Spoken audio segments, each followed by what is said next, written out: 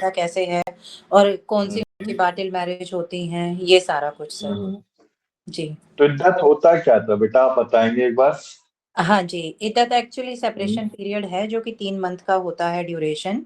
और जैसे कि एक लेडी की वेरी गुड। प्रेगनेंसी 3 मंथ्स की है, तो उस टाइम पे हम्म, उसको 3 इद्दत कंप्लीट करने होते हैं अगर उसे रीमैरिज करनी हम्म। है तो। हाँ, बिकॉज जो बेबी है उसका पता नहीं कि वो फर्स्ट हस्बैंड का है सेकंड का है। सपोज मेरा तलाक हुआ, मैंने दूसरे रीमैरिज कर ली दूसरे हस्बैंड से, तो मुझे डाउट है कि मेरा जो बच्चा पैदा हुआ 9 मंथ्स के बाद वो मेरे फर्स्ट फर्स्ट हस्बैंड का है कि सेकंड हस्बैंड का। क्लियर है ना ये चीज? तो इसी हाँ के जी लिए सर। इद्दत पीरियड को मेंटेन किया जाता था। ओके पिछली सर। क्लास में वाल्मीकि मिश्रा हमने बेटा लूनर मंथ्स के बारे में था, मुझे डिस्कस करना है। तो जो लूनर मंथ्स है वो आपका 3 मंथ्स का ही होता है। एक लूनर पीरियड क्या होता है, जैसे चंद्र, मैं हिंदी में बोलना चाहूंगा, चंद्रमास कहते हैं, यानी कि जैसे आपका जो अर्थ है, अब अर्थ सन की रोटेशन कितने डेज में करता है? 365। लीप ईयर में 366 डेज होता है। वही सेम बेटा आपका जो मून होता है, मून अर्थ की रोटेशन कब तक करता है? 27 कुछ पॉइंट है, मैं 28 डेज काउंट करता हूँ उससे। तो अगर मैं बात करूं 3 लूनर मंथ्स की, तो 3 महीने है बेटा। ठीक है ना? तीन जी सर। महीने क्लियर है ना ये चीज?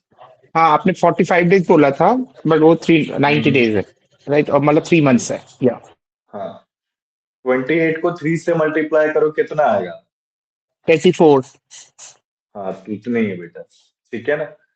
सो बेसिकली देखो आप, जो इद्दत पीरियड है वो अंटिल डिलीवरी होता था। अभी की टेक्नोलॉजी आपको बताइए एडवांस है मुस्लिम लॉ में। मैंने आपको पहले ही कहा था, जैसे आपका जो डॉहर है वो अभी एप्लीकेबल है। हमारी पिछली क्लास में सगुन सगुफा एक मुस्लिम अनुतुन काफी अच्छे से डिस्कस डिस्कस भी किया था। बट इद्दत पीरियड आपकी नाउ डेज में अगर मुस्लिम के टर्म में बात करें तो अभी इद्दत इतना कंसीडर नहीं किया जाता। उसका रीजन क्या है? क्योंकि टेक्नोलॉजी काफी एडवांस हो गई, डीएनए से भी पता चल जाता है कि बेबी किसका है। तो इद्दत पहले के पहले यानी कि मिडल बिफोर इंडिपेंडेंस से भी पहले जो फॉलो किया जाता था वो इद्दत पीरियड था। क्लियर है ना ये चीज?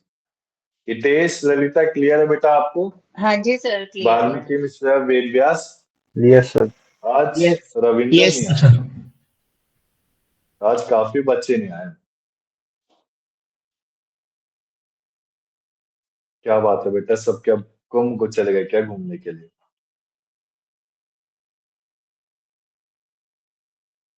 तो बेसिकली वाल्मीकि मिश्रा बताएंगे बेटा आप।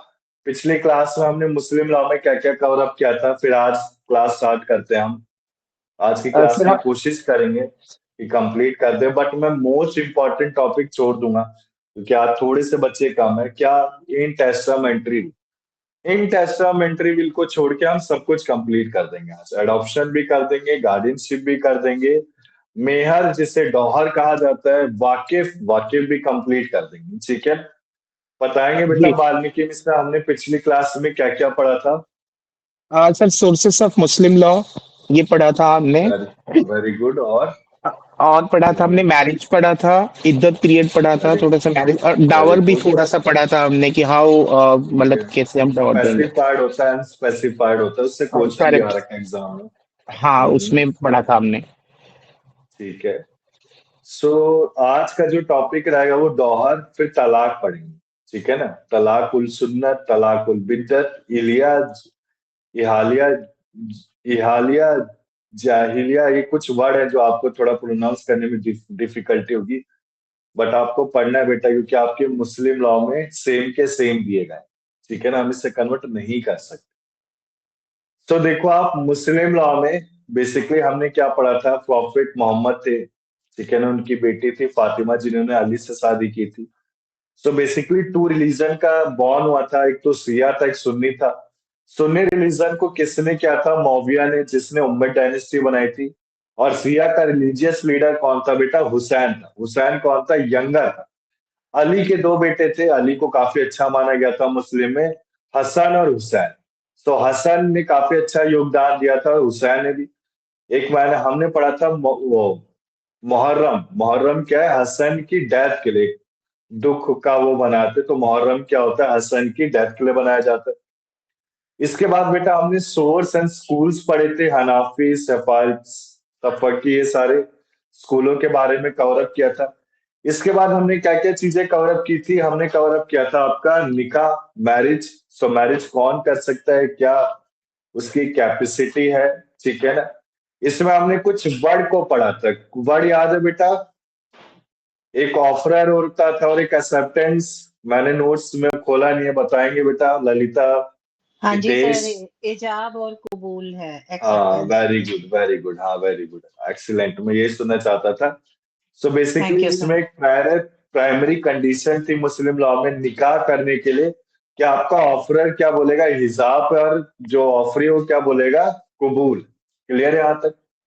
निकाह, Yes. मैरिज जिसे निकाह कहते हैं। मैरिज के बाद हमने क्या पढ़ा था, मैरिज के बाद क्या कवर अप किया था, बताएगा बेटा कोई? सर वैलिड मैरिज और वॉइड मैरिज, Yeah, हाँ, marriage. Very the good. witness होना हाँ चाहिए, वो सब पढ़ा था। Yeah. हाँ हाँ, very good. So Balmiki Mishra in Muslim law, how many marriages to male person can be allowed? कितने मैरिजेस मेल पर्सन के लिए अलाउड किए गए, तो आप फोर बताएंगे Balmiki Mishra. Very four good. Four कर एंड सकता है, फाइव आफ्टर, करेगा तो हाँ पॉलीगेमी। क्या कहते हैं उसे, हाँ वेरी गुड, पॉलीगैमी कहते हैं, ठीक है ना। और हिंदू लॉ में क्या कहते थे बेटा उसे, सेकंड बाइगेमी। मैरिज करते थे, bigamy. Bigamy. Very bigamy. Good very good. Vedvyas, Vedvyas आपने भी बेटा पिछली क्लास शायद नहीं ली थी, वेदव्यास हाँ ने। नहीं किया था सर, कुछ कंफ्यूजन था। 12:05 तक हाँ, मैंने वेट किया था, मैडम ने लिंक नहीं भेजा। फिर मैंने फोन किया तो अच्छा मैडम ने अच्छा। उठाया भी नहीं। फिर उसके बाद वो एक्चुअली, 12:45 हाँ को हाँ, देखा, लिंक आया था 12:07 को। तो फिर लॉगिन ही हम्म, नहीं हो पाया मेरा। अच्छा अच्छा। अगर हो पाएगा तो मैं मैम से बात कर लेता हूँ, जिससे बच्चों को अगर दिक्कत हो जाती है तो एक चेतन हाँ सर थोड़ा रहते डिले हो बेटा, उनसे जाता है सर कौन। लिंक भेजने में ना। हाँ हाँ, बस हो वो टाइम जाता है, पे मैं आ जाए तो समझता हूँ। ये। डिले क्या है मैं समझाता हूँ, मैं एलएलबी सेकंड ईयर की क्लास लेता हूँ। तो जो ओके फर्स्ट क्लास होती है सेकंड ईयर की, मैं कुछ 5-10 मिनट एक्स्ट्रा, क्योंकि लेंदी सिलेबस है ना बेटा। अब आपकी क्लास के ओके बाद एलएलबी थर्ड ईयर की क्लास होती है, तो इसमें क्या ओके मैं पाँच कंटिन्यू। दस मिनट डिले कर देता हूँ, तो उसमें कई बार क्या होता है जो ओके सेम लिंक है वो प्रोवाइड नहीं पहुंच पाता है। पर डोंट वरी, मैं नीतू मैम से कह दूंगा, चेतन एक सर है, उनके थ्रू जी आप अगर कभी ऐसी दिक्कत है तो उनसे कॉल करके लिंक ले सकते हैं, ठीक है। ठीक है सर, ओके थैंक यू।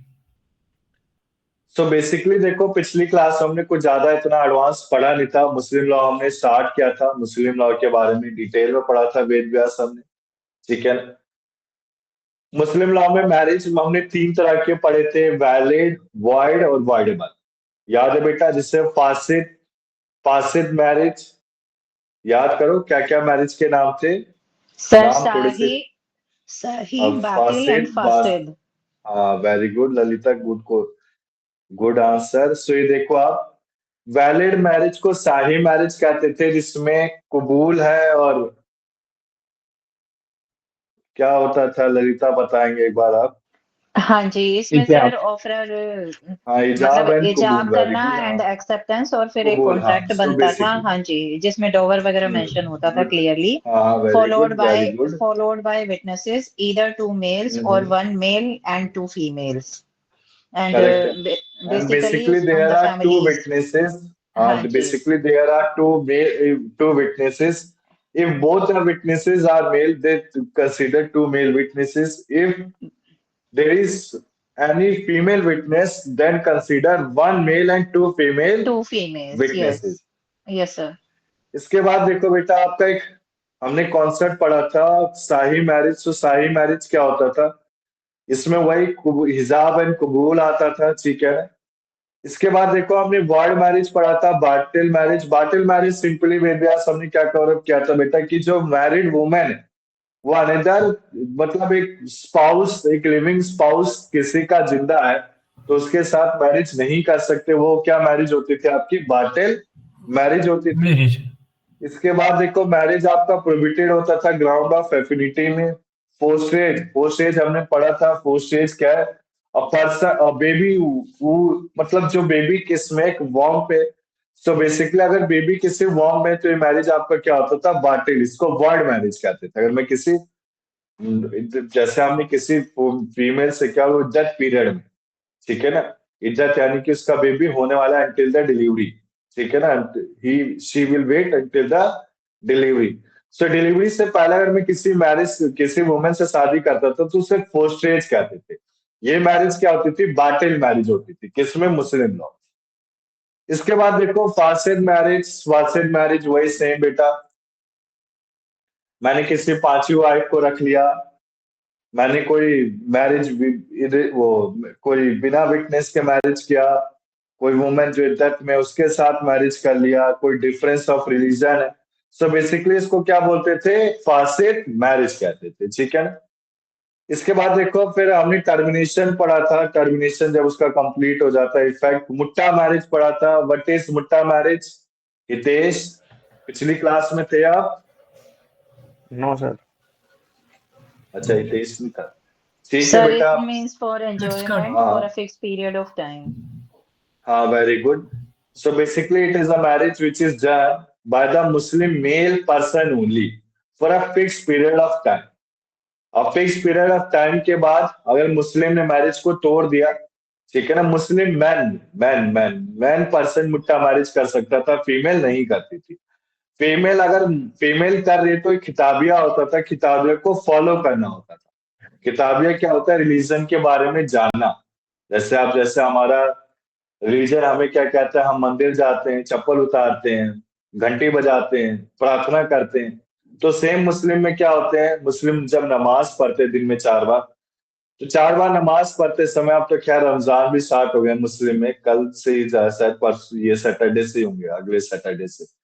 तो उनको क्या करना होता है? आपको पता होगा बेटा, रमजान में एक समय खाना खाना होता है, उन्हें पानी भी नहीं पीना होता। तो इनका ये क्या है? किताबिया, इनके किताबिया यानी कि कुरान में लिखा गया कि ये सारी चीजें उन्हें फॉलो करनी। 4 बार नमाज पढ़ना है। नमाज पढ़ते समय जैसे आपका जो हेड है, हेड में क्लोथ से हेड को ढकना है, ठीक है ना। जैसे हम उनमें जाते हैं, सिखों में जैसे गुरुद्वारा में जाते हैं, तो सर के ऊपर रुमाल कपड़ा बांधते हैं। मैं गलती नहीं कह रहा, हम कोई पूजा करा रहे, कुछ हवन करा रहे, हम हिंदू हैं, तो अपने सर के ऊपर भी कोई रुमाल बांधते हैं। तो सेम इनके नमाज में होता है बेटा। नमाज में क्या करते हैं ये लोग? अपने हेड को क्लोज कर देते हैं किसी क्लोथ से, व्हाइट कलर ऑफ क्लोथ से। इसके बाद देखो आप हिबा, कुछ हमने टर्म्स पढ़े थे मुट्टा मैरिज में कि कॉन्ट्रैक्ट को डिक्लेरेशन है एक्सेप्टेंस का। सो बेसिकली मुस्लिम मैन करता था, ठीक है ना। इसमें बेसिकली अगर मान लो कोई मुस्लिम मैन जो मैरिज है उसको एंड करना चाहता है, तो वो एक गिफ्ट देके, by making a gift to the term हिब्बा, एक मुद्दत देके क्या कर सकता है? मैरिज को टर्मिनेट कर सकता है। क्लियर है वेद व्यास? वेद व्यास, हितेश, क्लियर Yes, है बेटा ये yes, चीज sir. आपको? Yes, Yes, sir, sir. ठीक है clear ना? है।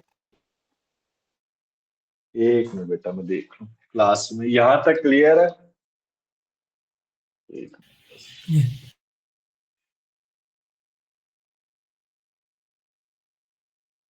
आज अच्छा, प्रियंका आ रही है। प्रियंका, वॉइस आ रही है आपको? यस सर, आ रही है। हेलो सर, गुड बेटा आफ्टरनून। हाँ, गुड आफ्टरनून बेटा। ऐसे वीडियो ऑन करके सही रहेगा बेटा, इंटरेक्शन। हाँ, बच्चों को इधर तो आना नहीं, तो मैंने कहा मैं ही कर दूं ऐसे। ठीक है, ठीक है प्रियंका, ऐसे क्लियर है बेटा कि डिफिकल्टी हो रही है नोट्स में पढ़ने में? क्या सर? मैंने जैसे वीडियो ऑन करा था, ऐसे दिक्कत तो नहीं ना ललिता और बेटा प्रियंका? आपको ऐसे क्लियर है वीडियो ऑन करके? हाँ जी सर, क्लियर है, कोई दिक्कत नहीं। कोई दिक्कत नहीं है। ठीक, ठीक है ना। ये कॉन्ट्रैक्शन के लिए किया गया बेटा, आपका मेरा एक तरह से इंटरेक्शन हो, ठीक है ना। तो सर बेसिकली एक्सप्रेशन भी देखो पता आप, चलता है ना, वो बेटर है। हाँ आप हाँ, यदि वेरी टीच गुड। करें तो उसे एक्सप्रेशन भी पता चलता है ना, वो समझने में और हाँ, ज्यादा सही इजी होता है, बल्कि इट्स बेटर। सही बात है बेटा। मैं अभी तक बस 3 बच्चों से मिला हूँ अभी, जो हमारे सेकंड ईयर है। सेकंड ईयर में जो अभी बच्चे हैं एलएलबी में, मैं सबसे मिल चुका हूँ। जब मैंने लास्ट क्लास ली थी तो सबको मैं बुलाता हूँ अपनी लास्ट क्लास में। वो जी। लीगल लैंग्वेज की क्लास होती है या फिर आपके जैसे हम रिवीजन क्लास रखते हैं, तो आखिरी के महीने में बुलाता हूँ। तो मैं अभी एलएलबी फर्स्ट ईयर, देखो सेकंड थर्ड ईयर सबसे मिल चुका हूँ। मैं फर्स्ट ईयर में जो है, फर्स्ट ईयर में मैं अभी 3 बच्चों से मिला हूँ, बस वाल्मीकि मिश्रा, हितेश और ललिता जी से, और किसी से नहीं मिला मैं अभी तक। ठीक है ना। तो बच्चे हमारी क्लास में एलएलबी फर्स्ट ईयर में ज्यादा से ज्यादा ही ज्वाइन हो रहे हैं। मेरे को अच्छा लगता है कि कम से कम एक मिनिमम स्ट्रेंथ तो बनी रहे कि 10 स्टूडेंट आपके ज्वाइन हुए हैं। ठीक है। तो बेसिकली देखो आपका लेक्चर में आते मुट्टा मैरिज हमने कवर अप कर लिया था। मुट्टा मैरिज में कोई डाउट नहीं था हमारा, मैंने आपको बोला ही था बेटा। मुस्लिम लॉ हम करने के बाद क्या स्टार्ट करेंगे, लॉ ऑफ एविडेंस स्टार्ट करेंगे, लॉ ऑफ क्राइम करेंगे जिसे इंडियन पेनल कोड कहते हैं। इसके बाद हम कॉन्स्टिट्यूशनल लॉ स्टार्ट करेंगे, ठीक है ना। कॉन्स्टिट्यूशनल लॉ होने के बाद एक टॉट रह जाता है और एक लीगल लैंग्वेज, फिर आपका कोर्स फुल्ली फिनिश हो जाएगा। हम कोशिश करेंगे कि एक महीने में 4 क्लासें होती है बेटा, तो 4 क्लासें में रिवीजन के लिए रखूं, ठीक है ना। 4 नहीं तो 2-3 तो रखेंगे आप। तो बेसिकली देखो आप, फिर हमारा इद्दत स्टार्ट होता था। इद्दत मैंने आपको बता ही दिया था पिछली क्लास में। जैसे मेरी आज मैरिज, मेरा डाइवर्स हो गया, तो मैंने नेक्स्ट डे किसी और हस्बैंड से शादी कर ली। अब होता क्या, 9 महीने के बाद मेरा कोई बेबी होता है, तो मुझे डाउट है कि मेरा ये बेबी किसका है, फर्स्ट पर्सन का है या फिर सेकंड पर्सन का आफ्टर डाइवर्स।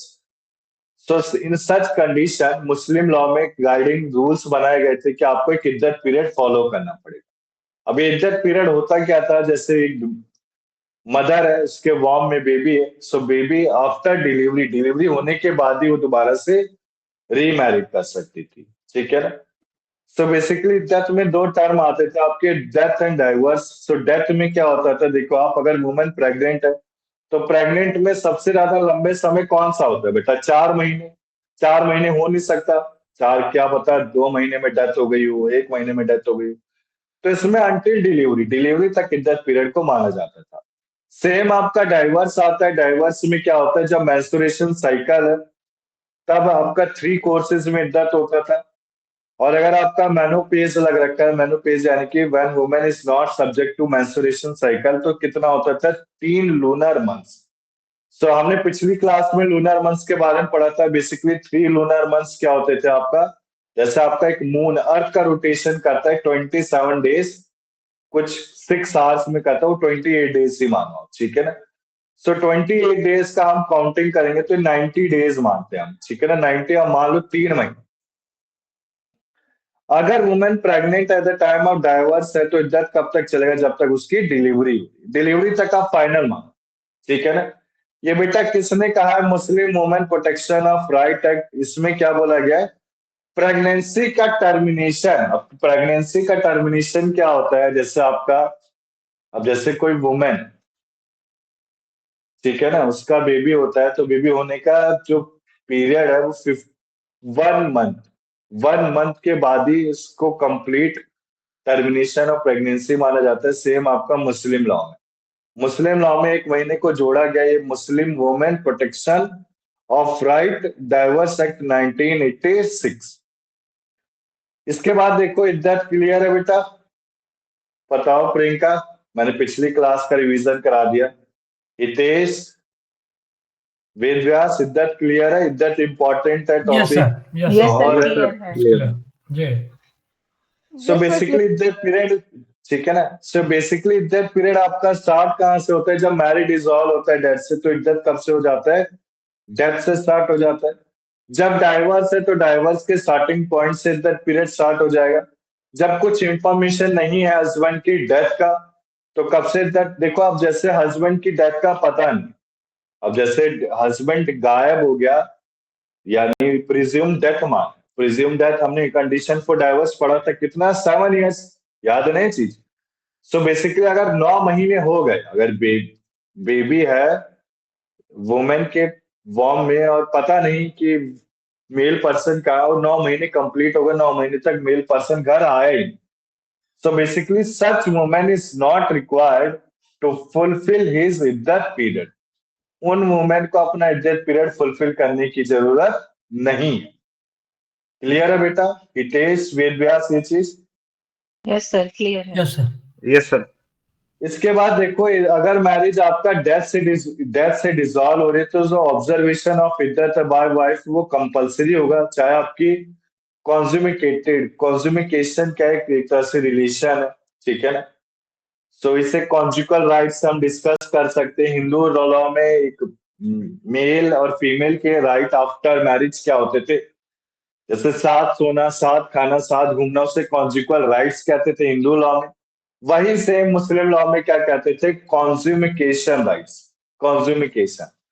सो बेसिकली कॉन्ज्यूमिकेशन हो या ना हो, ऑब्जर्वेशन ऑफ इद्दत जरूरी है, बट अगर कॉन्ज्यूमिकेशन हो रखा है तो इद्दत तो और जरूरी है, तब तो इद्दत पीरियड पूरा फुलफिल करना पड़ेगा। डाइवर्स हो गया, अब बेटा कॉन्ज्यूमिकेशन हुआ तभी तो बेबी हुआ है, तो इद्दत तो जरूरी होगा उस केस में अगर डाइवर्स है। इसके बाद देखो rights and duties during the इद्दत। अब क्या क्या राइट्स एंड ड्यूटीज है। सबसे पहले हस्बैंड को अपनी वाइफ का मेंटेन करना पड़ेगा। वाइफ, देखो बेटे पुराना लॉ है मुस्लिम लॉ, अब खैर इतना कुछ खास होता नहीं इद्दत के बारे में, इतना आप सब समझ लो बस, ये थ्योरी कॉन्सेप्ट है, तो थ्योरी में देखो हमें पढ़ना ही पड़ना। So wife can not marry another person until the completion of her इद्दत period. Husband can not marry a fifth man. अगर उसकी डाइवर्स वाइफ, देखो अब दोनों कंडीशन अप्लाई होता है, ऐसा नहीं कि मैन के लिए एंजॉयमेंट है फीमेल के लिए एंजॉयमेंट है, ऐसा कुछ नहीं है। फीमेल का क्या है, फीमेल को इद्दत पीरियड पूरा कंप्लीट करना पड़ेगा तभी सेकंड मैरिज कर सकती है। सेम हस्बैंड की 4 शादी हुई, चौथी वाइफ को डाइवर्स दे रखा है, तो जब चौथी वाइफ का इद्दत पीरियड कंप्लीट होगा तभी वो क्या कर सकती है, तभी हस्बैंड क्या कर सकता है, फोर्थ मैरिज कंप्लीट कर सकता है। अगर मान लो कोई डेथ है तो बिफोर द एक्सपायरी ऑफ इद्दत तो इनहेरिट प्रॉपर्टी से कर सकता है। कैसे, सपोज अगर इद्दत पीरियड चल रहा है और मेरा जो पति है उसकी डेथ हो गई, तो मैं उसकी प्रॉपर्टी से, अपने पति की प्रॉपर्टी से मेंटेनेंस के लिए इनहेरिट कर सकती हूँ। किसके लिए, अपने बेबी के लिए। अगर डाइवर्स प्रोनाउंस किया गया, डेथ इलनेस से हस्बैंड डाई हो गया before the completion of wife इद्दत, तो वाइफ को एंटाइटल होगा inherit from him, the divorce has become irrevocable prior to his death. जो आपका इद्दत पीरियड है उसे वापस नहीं किया जा सकता बिफोर डेथ। क्लियर है बेटा ये चीज, बताओ। Priyanka, Ved Vyas, Hitesh. Yes sir, Priyanka yes आप तो थे ना पिछली क्लास में। Yes, sir, it's clear. Priyanka voice आ रही है। यस सर, आ रही है। तो बेसिकली महर को क्या बोलते थे, डॉहर। आज का टॉपिक स्टार्ट करते हैं हम, ठीक है ना। हाफ एन आवर मैंने रिवीजन दे दिया, कोई दिक्कत नहीं।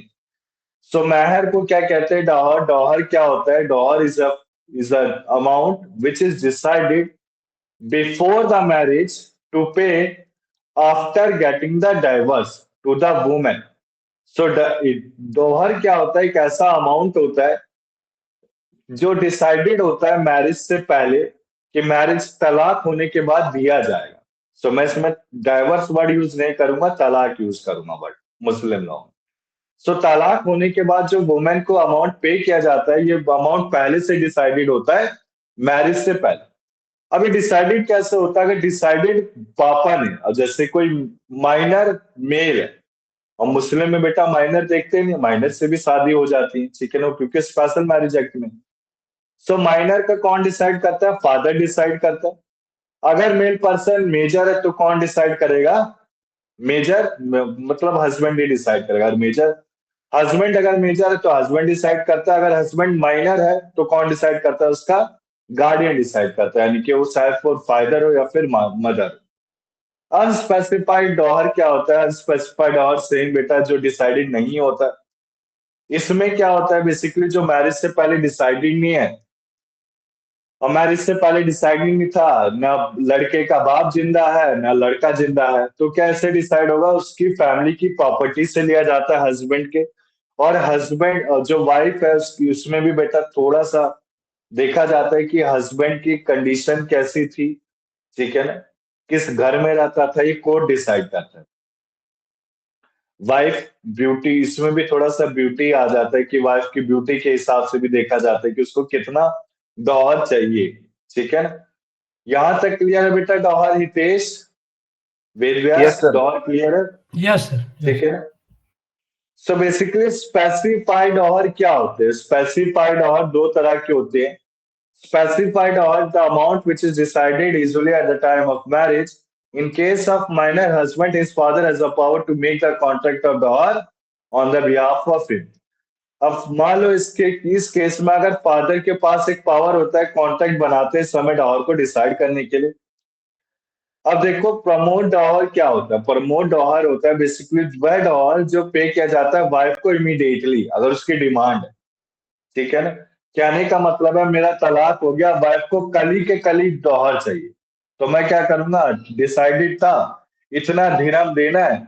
अब ये डॉहर डिसाइडेड किस में होता है, किसी रुपीज में टर्म नहीं होता बेटा। अब जैसे मैं आपसे कहना चाहूंगा, जैसे हमारी जमीनें होती है उनमें गज होता है, एकड़ होता है, ठीक है ना। तो सेम बेटा आपका एकड़ गज, जिसे हम यूपी में गज कहते हैं, इंग्लिश में एकर्स कहते हैं।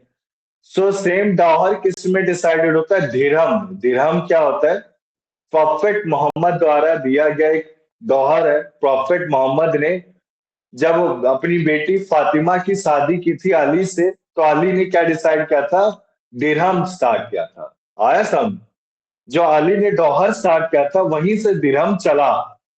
तो दिरहम एक टर्म है। अब मैं दिरहम कहना चाहूं तो दिरहम एक मॉनेटरी टर्म होता है, ठीक है ना। अब मैं ऐसे नहीं कह सकता बेटा कि वो 1 रुपए का ही दिरहम होता है, ठीक है ना। ये दिरहम होता है 3 दिरहम, 10 दिरहम, नॉट एक्सीडिंग 500 दिरहम, जो आपके एग्जाम में क्वेश्चन आ रखा है कि 500 दिरहम से ज्यादा नहीं होता है। अब ये दिरहम एक्सक्यूज मी होता है सर। क्या है? हाँ हाँ बोलो बेटा। सर दिरहम तो सऊदी अरब की करेंसी है, विच इज इक्वलेंट हाँ टू हाँ 12 रुपीज। हाँ, वेरी गुड, यही मैं कहना चाहता था बेटा अरे कि सर, मॉनेटरी वैल्यू से, ठीक है ना। जी। सो दिरहम सऊदी अरेबिया की जो करेंसी है, ठीक है ना, ये बेसिकली 12 रुपीज से मैं बताना चाह रहा था बेटा, आप ही ने बोल दिया पहले, कोई नहीं, अच्छी बात करी वेद व्यास ने। सो देखो दिरहम क्या है, सऊदी अरेबिया से एक सऊदी अरेबिया की करेंसी, और एक दिरहम कितने बराबर होती है, 12 रुपीज की। जैसे आप हम डॉलर की बात करें, सो अभी एक डॉलर कितना है, 82 रुपीज का, 80 नाउ रुपीज का 87 सर, फ्लक्चुएट, 87, 87 सॉरी है या 87। 87 नाउ। हाँ बहुत करेक्ट है, ज्यादा करेक्ट है, तो है 87। ये। तो सेम सऊदी अरेबिया का जो करेंसी है वो दिरहम कितने बराबर है, 12 रुपीज के। सो हमारा जो मुस्लिम लॉ कहता है, सिया के लिए मैं इसको थोड़ा सा स्किप करना चाहूंगा, आपके नोट्स को याद हो जाएगा, ठीक है ना। ये एक मिनट बेटा। Hanafi and Maliki, Hanafi and Maliki law है। अब हनाफी सिया फॉलो करते हैं, मालिकी सुन्नी फॉलो करते हैं। तो हनाफी में कितना दिरहम दिया जाता है बेटा, 10 दिरहम। और मालिकी में कितना दिरहम दिया जाता है, 3 दिरहम। और सिया में क्या कहा गया है, सिया में 500 दिरहम से ज्यादा नहीं दिया जाता है। प्रॉफेट मोहम्मद ने जब फातिमा की शादी की थी, तो जो अली था उसने 500 से ज्यादा दिरहम ना देने की बात की थी। तो ये जो दिरहम का कॉन्सेप्ट है, ये प्रॉफेट मोहम्मद से ही चला आ रहा है, ठीक है ना। सो दिरहम बेटा क्लियर है सबको, ललिता प्रियंका क्लियर है दिरहम, Yes, sir. ठीक है ना। वेद व्यास हितेश दिरहम क्लियर है। Yes sir, clear. Yes, sir. Valmiki Mishra, Valmiki Mishra clear है आपको? Yes, yes. है नहीं क्या वाल्मीकि? No, no, अच्छा I'm अच्छा here actually. Yeah. Yes. अच्छा। देखो बेटा 2 घंटे की क्लास है, ले लिया करो, समझा करो, तो आपका ही ज्ञान होगा। No, no, sir. तो I am speaking basically on mute. I'm sorry. अच्छा अच्छा, हाँ हाँ कोई दिक्कत नहीं, कोई म्यूट कर सकता है, आप कोई दिक्कत नहीं, अगर कोई काम भी करो तो कर लो, मुझे कोई दिक्कत नहीं। बट कंडीशन ये सुनना है, सुनते रहोगे तो याद रहेंगी चीजें। सो परमोट डॉहर क्या होता था, जो मैरिज के बाद ही वाइफ डिमांड करती थी।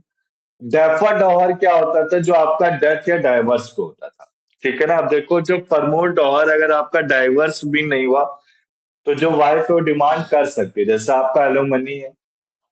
अब जैसे आपका जुडिशियल सेपरेशन हुआ हिंदू लॉ में 1 साल से पहले, और वाइफ चाहते कि मैं कोर्ट केस ना करना चाहूँ आपके खिलाफ, तो ऐसा करिए, आप मुझे एक अलग से 5,000 हर महीने का दे दो।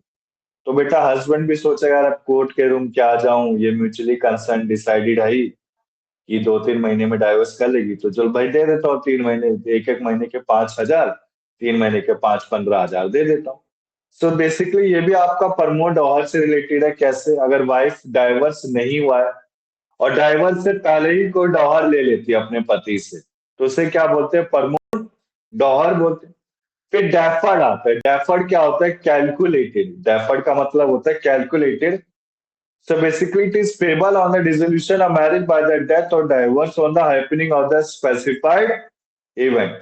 So basically, अगर डेथ है, डेथ हो गई, तो कहां से लिया जा सकता है डॉहर, हस्बैंड की प्रॉपर्टी से। डाइवर्स है तो कॉन्ज्यूमिकेटेड मैरिज है, तो पूरा का पूरा डॉहर दिया जाएगा। अगर कॉन्जुमिकेटेड नहीं है तो कितना डॉलर दिया जाएगा? हाफ दिया जाएगा। बेटा इसको मार्क कर लेना, ये जो डॉलर है ना कॉन्सेप्ट, इससे क्वेश्चन एग्जाम में आते ही आते हैं। पिछली बार 500 दिरहम का आया था और 10 दिरहम का, तो इससे आ सकता है, पढ़ लेना। अगर डॉलर वाइफ को दिया नहीं गया तो लीगल हायर को दिया जा सकता है विद इन 3 साल। डाइवर्स होने के बाद अगर वाइफ को नहीं दिया डॉलर तो लीगल हायर कर सकते हैं केस, और कब तक उनको डॉलर मिलेगा बेटा? 3 साल तक। क्लियर है हितेश? Yes sir. बताओ बेटा Ved Vyas. Sir yes sir, clear clear है। है, क्लियर।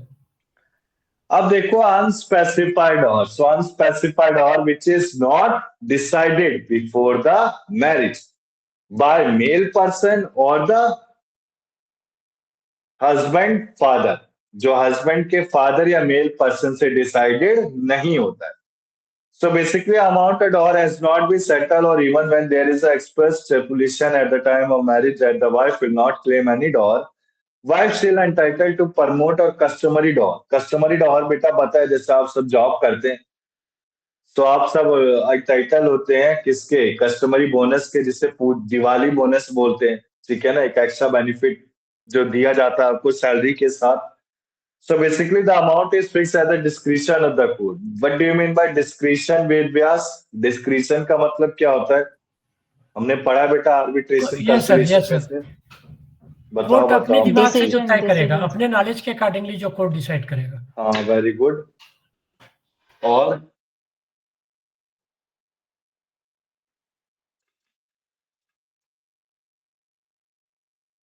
और बताओ बेटा। और ललिता कुछ बोल रहे थे आप? हाँ जी, डिस्क्रिशन मतलब सर अपनी सूझबूझ से लिया हुआ डिसीजन। हाँ करेक्ट है। सो बेसिकली कोर्ट देखो, आप कोर्ट डिसाइड कैसे करता है? सबसे पहले ब्राइड, मैंने बताया ना बेटा, ब्राइड की फैमिली की स्टेटस को देखेगा, फिर लड़की की क्वालिफिकेशन देखेगा कि कितनी एज है उसकी, कैसी दिखती है, क्या उसका लक्ष्य उसे देना चाहिए कि नहीं देना चाहिए। जो अमाउंट फिक्स किया जाएगा वो फीमेल पैटर्नल रिलेशन पे भी डिसाइड किया जा सकता है, जो इक्वल हो सकता है, या फिर social position of husband and his means. Clear है बेटा डॉहर? अनस्पेसिफाइड डॉहर क्लियर है सबको? Yes sir. बोलो यस सर, बेटा। क्लियर। यस हाँ सर। जी। इसके बाद देखो अब आता है very important, amount of dollar. So amount of dollar कहने का मतलब है दिरहम। ये दिरहम कैसे दिया जाता है? अगर आपका हनाफी लॉ है तो कितना दिया जाएगा? 10 दिरहम, ठीक है ना? ये मिनिमम, मिनिमम यानी कि मिनिमम इतना तो दिया जा सकता है। क्या ये दिरहम को बढ़ाया जा सकता है वेद व्यास? लिखा भी हुआ है क्या? जो मैं दिरहम दे रहा हूँ अपनी वाइफ को, बढ़ाया जा सकता है कि घटाया जा सकता है? 500 से ज्यादा नहीं कर सकते सर। कितना बेटा? Can't do more than 500। नहीं वो तो मैं समझ गया, मैं कह रहा हूँ जैसे 10 दिरहम और 3 दिरहम, इसको क्या मैं थोड़ा सा लिटिल बिट इंक्रीज कर सकता हूँ? इंक्रीज कर सकते हैं सर, कम नहीं कर सकते। घट, हाँ वेरी गुड, कम नहीं कर सकते। तो सो बेसिकली हम दिरहम को क्या कर सकते हैं? बढ़ा सकते हैं, कम बढ़ा सकते नहीं कर सकते। नहीं कर सकते। तो बेसिकली हनाफी लॉ में कितने दिरहम है बेटा आपके? 10। और मलाकी लॉ में कितने? 3 दिरहम। अब सिया लॉ में क्या कहा गया है? 500। मैंने बताया ना, अली, जो अली ने शादी की थी फतिमा से, तो अली ने कितना दिरहम डिसाइड कर लिया था? 500 से ज्यादा नहीं देगा, तो ये वहीं से चला, ठीक है ना? So amount of dollar can be increase but can not be decrease by the husband. जो सर डॉलर का यहाँ अमाउंट पे है सिर्फ एक क्वेश्चन है, सॉरी टू इंटरप्ट यू। हाँ हाँ कोई अब नहीं कोई नहीं, हाँ ललिता जी, बोलो। अब जैसे मुस्लिम लॉ बहुत पुराना है, उस टाइम पे जो भी ये हम्म, 10 दिरहम 3 दिरहम कोई वैल्यू होगी, क्योंकि अगर आप देखो हम्म, मोर देन 500 दिरहम, तो दैट मीन्स काफी अच्छा अमाउंट ये उस टाइम पे देने की इनकी बात हम्म। रही होगी। लेकिन अब जैसे सर ये बढ़ गया, तो इसमें कोई रिवीजन नहीं हुई अभी तक। अभी तक तो नहीं बेटा। ओके वो सर। उस समय क्या था, जैसे रुपी, 1 रुपये कितने, 50 पैसे के बराबर था, तो 12 रुपये हुए, तो ऐसे वो अमाउंट इंक्रीज। पता है कैसे? इसको 500 इंटू 12 करना है बेटा, ठीक है? ओके, 500 × 12, हाँ जी।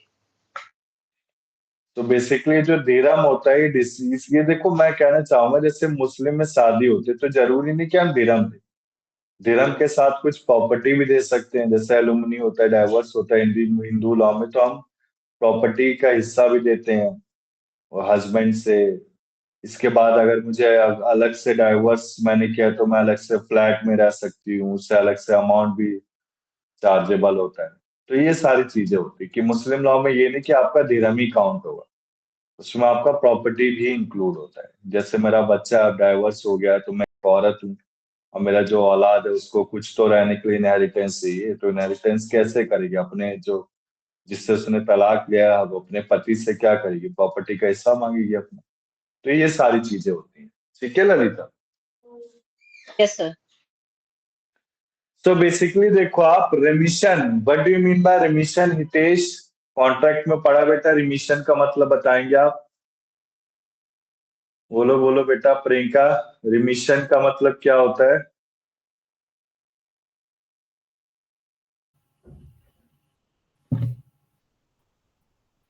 हटा देना, अलग कर देना बोलो। सर, छूट दे देना। लेसर जी, एक्सेप्टेंस, लेसर एक्सेप्टेंस, या कम से कम एक्सेप्टेंस करना। सो वाइफ देखो रिमिट कर सकती है डॉहर को पूरा का पूरा या फिर पार्शली, या रिमिट कर सकती है डॉहर को, तो कुछ कंडीशन को फुलफिल होना चाहिए। सबसे पहले वाइफ जो कर रही है बेटा, वाइफ का क्या हो, एक फ्री कंसर्न हो। फिर दूसरा, वाइफ अपना प्यूबर्टी को अटेन कर चुकी है, मतलब यार 18 साल से, माँ तो खैर कोई नहीं करता, ठीक है ना। डाइवोर्स होने के बाद कोई ऐसी, हाँ वो अगर इंडिपेंडेंट है, किसी के ऊपर डिपेंड नहीं है, खुद से कमा रही है, तो नहीं देती डाउन। ठीक है, यहाँ तक क्लियर है बेटा? प्रियंका, हितेश, कोई डाउट है इसमें आपको? Lalita, No, sir, is no clear. Sir. Clear है प्रियंका? Yes sir. अब हम स्टार्ट करेंगे बेटा आपका तलाक। सो वेरी इंपॉर्टेंट टॉपिक है आपका तलाक, ठीक है ना। सो तलाक में काफी सारे ग्राउंड है। सबसे पहले मैं हिंदू लॉ में एक रिवाइज करना चाहूंगा टॉपिक। कोई मुझे बता सकता है? वेद व्यास, वेद व्यास को क्या आता होगा? प्रियंका से पूछते हैं, चलो। प्रियंका, आप डाइवर्स के ग्राउंड्स बता सकते हैं हिंदू लॉ में? क्या क्या ग्राउंड्स थे डाइवर्स के? मतलब हिंदू लॉ में मैं हिंदू हूं तो मैं अपनी वाइफ से कैसे डाइवर्स ले सकता हूँ, या फिर वाइफ मुझसे कैसे डाइवर्स ले सकती है? कुछ इक्का दुक्का बता दो, मुझे बहुत है। बताओ सर बेटा प्रियंका। हाँ हाँ, बोलो बोलो। हमारे में 3 तलाक वाला नहीं होता है। आई थिंक हम लोगों को मतलब कोर्ट में जाके अपील करनी पड़ती है। फिर वो तो है, जैसे पर अगर मैं ग्राउंड्स पूछ रहा हूँ बेटा। हम्म, बताओ ग्राउंड्स, बताओ बेटा, बताओ वाल्मीकि मिश्रा, बताओ वाल्मीकि मिश्रा। सर अगर साथ में 2 साल नहीं रह रहे हैं हम, तो वो ग्राउंड और है। टर्म क्या बोलते हैं? टर्म क्या बोलते हैं उस टर्म को? अच्छा एक वर्ड तो होता है डिजर्शन, डिजर्शन, अबंडन कर दिया। हाँ यस। और चीजें? और और सर अगर डिसोसिएशन, अगर वो मतलब छोड़ दे, सब कुछ त्याग दे, तो तब भी हाँ। क्रुएल्टी, और ललिता? क्रुएल्टी, यस, हाँ, वेरी गुड। based on और the अच्छा cruelty, बता and रहे हो। if a person turned insane, अगर वो सेंट वेरी बन गुड। जाता है, जैसे वो हो गया, मतलब सेंट बन गया, वो चला गया, मतलब वो धर्म धर्म के रास्ते चला गया, that is called something. Renunciation, yes yes. Presume death.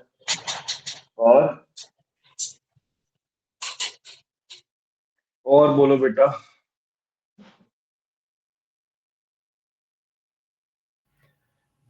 यदि हस्बैंड जो है दूसरी लेडी रखते हैं, इंक्यूबिन,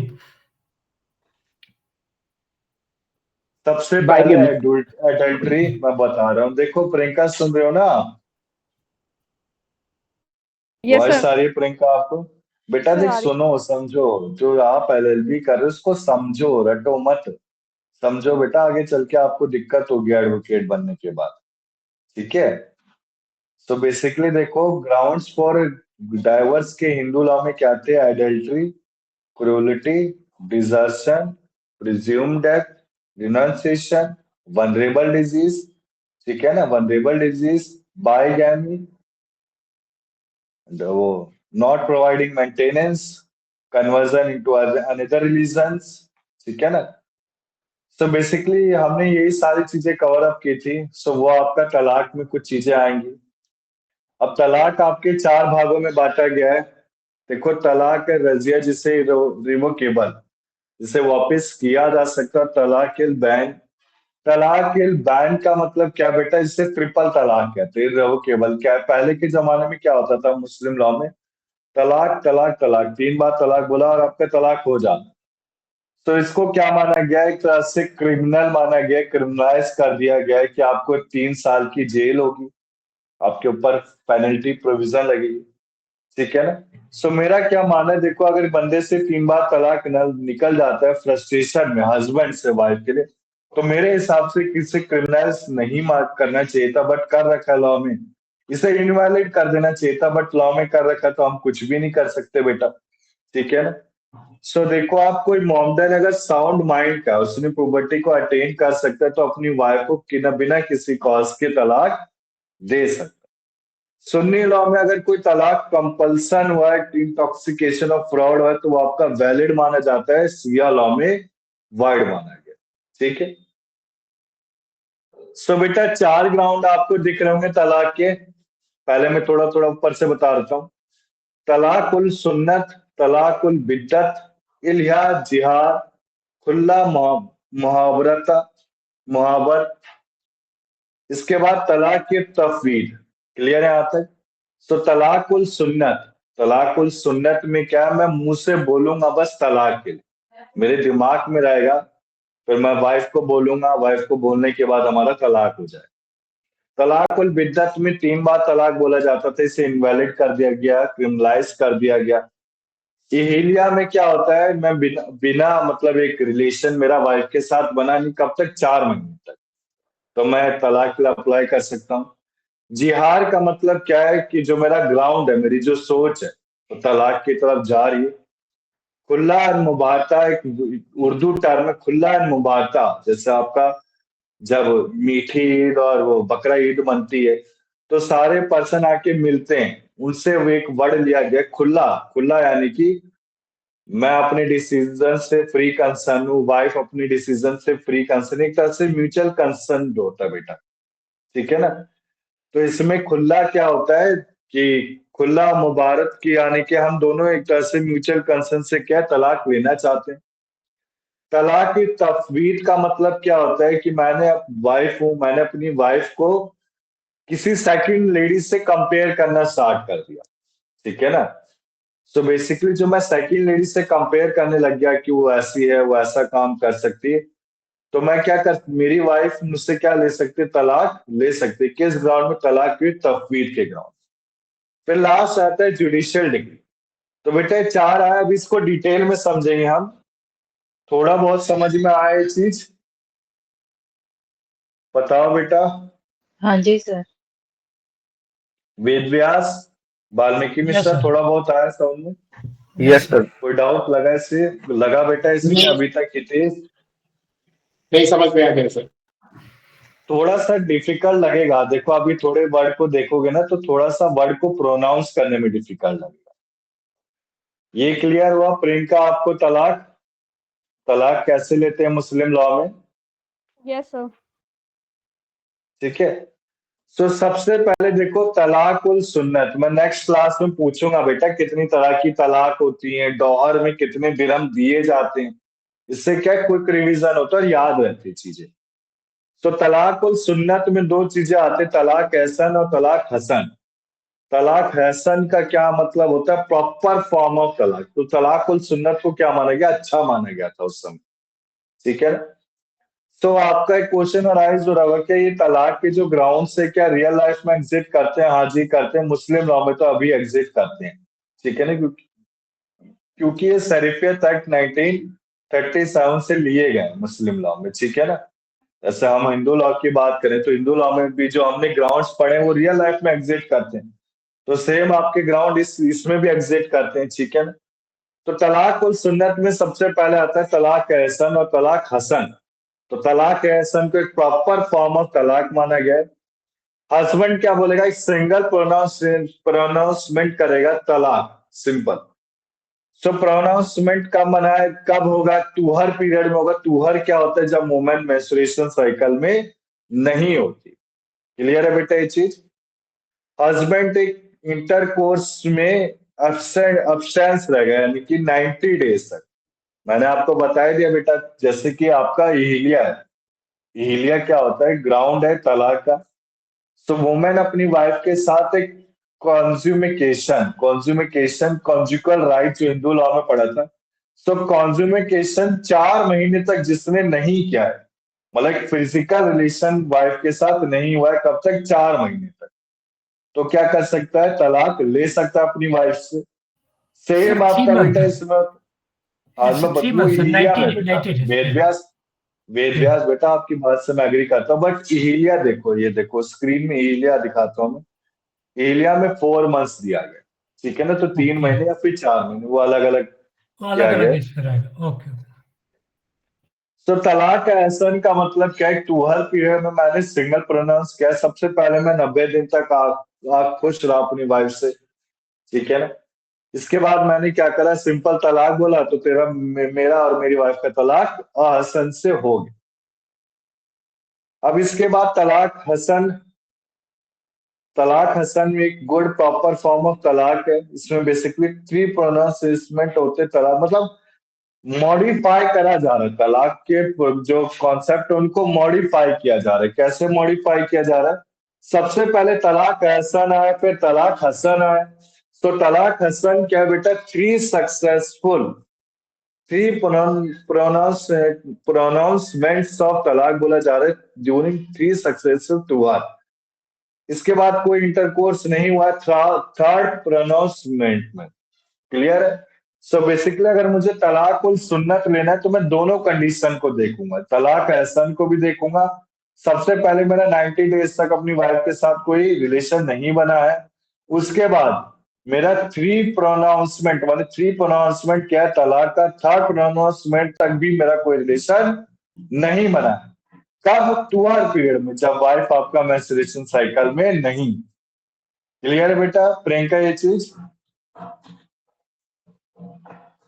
यस सर। तलाकुल बिद्दत, ट्रिपल तलाक, ये husband by at is will है। देखो इसमें लिखा हुआ by the husband at is will. So बिद्दत कम होता है विधा से इनोवेशन, एक तरह से इनोवेटिव आइडिया लाया गया था। ये कैसे कि एक ह्यूमन है, मैन क्या बोलेगा, तलाक तलाक तलाक, और सिंपल तलाक हो जाएगा। तो इसको बेटा ट्रिपल तलाक एक्ट को बैन किया गया था। किस केस में, Saira Bano versus union of India, UI का मतलब यूनियन ऑफ इंडिया, 2017, काफी फेमस केस था। तो ट्रिपल तलाक को पनिश किया गया था। इसमें क्या था, 3 इयर्स की पनिशमेंट दी गई थी ट्रिपल तलाक। सो बेसिकली देखो बेटा, मेरे हिसाब से थोड़ा सा गलत है, इसको इनवैलिड कर देना चाहिए था, बट अब भाई शरीफियत एक्ट में अमेंड करके ट्रिपल तलाक बनाया गया, तो अब हम कुछ नहीं कर सकते इस चीज में। So basically this form of तलाक इज वेरी स्ट्रिक्ट, डाइवर्स इसे वापस नहीं किया जा सकता था। काफी ज्यादा इस्लामिक कंट्रीज में इसको बैन किया गया, बट इंडिया में इसको रिकॉग्नाइज किया गया सुन्नी सुन्नी स्कूल में, सिया में। क्लियर है बेटा ये चीज। तलाक उल बिद्दत क्लियर है ललिता, हितेश, कोई डाउट इसमें। No sir. सर एक चीज पूछनी है मुझे। हाँ हाँ हाँ, अभी बोलो बोलो जैसे, बेटा। हाँ जी, शायरा बानो का केस आया, ये बीच बीच में हमेशा आता रहता है। इसमें इन्होंने इसको क्रिमिनलाइज कर दिया है, लेकिन जो बोलते हैं वो ये भी तो कहते हैं कि इस पे स्टे लगा दिया गया था बाय दैट गवर्नमेंट, कि बिल लाके इसको रोक दिया गया था और इसे इम्प्लीमेंट किया नहीं गया था। तो दैट मीन्स अभी तो खैर कर दिया, ट्रिपल तलाक जो है कंप्लीटली बैन है, बट इसका मतलब हम्म। उस पीरियड में भी ये वैलिड रहा। पहले पीरियड में वैलिड था जब ट्रिपल तलाक आया 2017 के बाद, 2019 जो 17 के बाद जो केसेस आए उसमें इसको क्रिमिनलाइज कर दिया गया। ठीक है। अब जैसे मैं आपसे ललिता कहना चाहूंगा, हाँ जी। आपका क्वेश्चन आ रहा होगा कि इसमें ये क्रिमिनलाइज 3 ईयर की पनिशमेंट दी जाती थी, तो बेटा बेसिकली एक लॉ, जैसे आपको सिंपल कहा क्या जाता है, जैसे आपने कोई चालान ट्रैफिक रूल को ब्रेक किया है तो सिंपल आप फाइन दीजिए और छूट जाइए, तो सेम इसमें भी क्या होगा, पहले ट्रिपल तलाक में मतलब किसी पर्सन ने बोला तो उसके किसी जानकार ने सुना, अब घर में वाइफ ने भी कहा, वाइफ ने जाके कोर्ट में अपील डाल दी, तो उसको इम्प्रिजनमेंट ना देके एक तरह से फाइन देके उसको छोड़ दिया जाता था। बट ओके एक सर। सख्त कार्रवाई की गई है ये, ठीक है ना। ये जो 3 years से मजिस्ट्रेट और फर्स्ट क्लास के केसेस होते हैं। मजिस्ट्रेट 2 तरह के होते हैं, एक फर्स्ट क्लास और एक सेकंड क्लास, ठीक है। ठीक है बेटा प्रियंका, कोई हाँ। डाउट इसमें Lalita? No sir sir. No sir.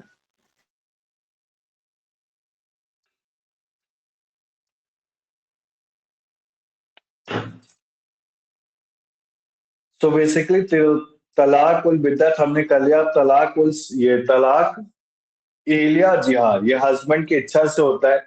इहिलिया का मतलब होता है 4 महीने तक मेरा कोई रिलेशन नहीं बना, मैंने अपनी वाइफ से बिल्कुल बातचीत करना छोड़ दिया, अबंडन कर दिया, तो मैं तलाक ले सकता हूँ। जिहार क्या होता है? जिहार एक इनकम्प्लीट डाइवर्स है। इनकोहेट मतलब इनकम्प्लीट डाइवर्स है। सो बेसिकली इसमें क्या होता है कि जो हस्बैंड अपनी वाइफ को किसी और फीमेल रिलेशन से क्या करता है, कंपेयर करता है। ये बेशक वो एक तफवीज की तरह सेम है, तलाक तफवीज की तरह सेम है जिहाद। सो कंपेयर करता है, तो इसमें जो वुमेन कंपेयर करना स्टार्ट कर देता है, तो वाइफ के पास एक जुडिशियल अप्लाई है, राइट है, कि अप्लाई कर सकते हैं किसके लिए? जुडिशियल डाइवर्स के लिए। क्लियर है बेटा? बताओ ये चीज। जी सर। Yes sir. इसके बाद देखो इलिया जिहार कलिया बात है तलाकुल तफवीद। अभी तलाकुल तफवीद है क्या? इसमें देखो जैसे पावर कहने का मतलब है, मैं समझाता हूँ। जैसे हिंदू लॉ में क्या है, हिंदू लॉ में मेल पर्सन अपनी वाइफ से परेशान, तो उसकी जो वाइफ वो मदर, मदर क्या कहती है कि तुम ऐसा करो अपनी पार्टनर से तलाक लो। सेम मुस्लिम लॉ में तलाक तफवीद है कि जो पावर है by the wife under the power delegated to the her. So basically wife के पास एक पावर आ जा सकती है कि वो अपने हस्बैंड से तलाक ले सकती है। अब कैसे ले सकती है? देखो आप, basically husband can be delegated his power of giving talaq to some third party to his wife. So basically, this power could be delegated absolutely conditionally for a particular period of time or permanently. An agreement made either before or after the marriage under certain condition, wife can pronounce divorce upon himself is valid, provided the conditions are reasonable and not opposed to the policy of Mohammedan law. So basically इसमें wife क्या है, wife अपनी इच्छा के अनुसार तलाक के लिए अप्लाई कर सकती है। बट किस कंडीशन में कर सकते हैं अभी पढ़ते हैं। फर्स्ट देखो कंडीशन, जो एग्रीमेंट हस्बैंड एंड वाइफ का बन रखा है उसमें हस्बैंड ऑथराइज कर रहा है वाइफ को डाइवर्स हासिल करने के लिए, जिससे वो क्या करे, सेकंड वाइफ से कर ले without her concern is also valid in this regard. कहने का मतलब है अगर फर्स्ट वाइफ, अब फर्स्ट वाइफ ने जो हस्बैंड अपनी फर्स्ट वाइफ से नाखुश है, तो वाइफ को एक पावर दे देगा, डेलीगेट कर देगा, पावर ट्रांसफर कर देगा कि भाई ऐसा कर, मैं नहीं ले सकता तलाक, तो तू ले ले मेरी बेhalf पे, ठीक है ना।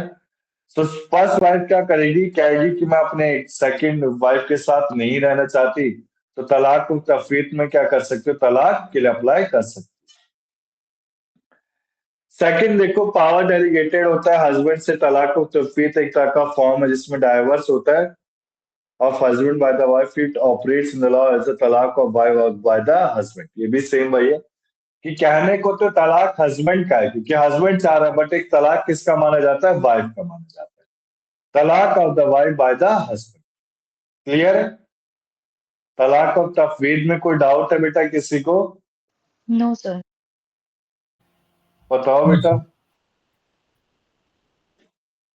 इसके बाद देखो फिर आता है आपका खुला एंड मुबारक।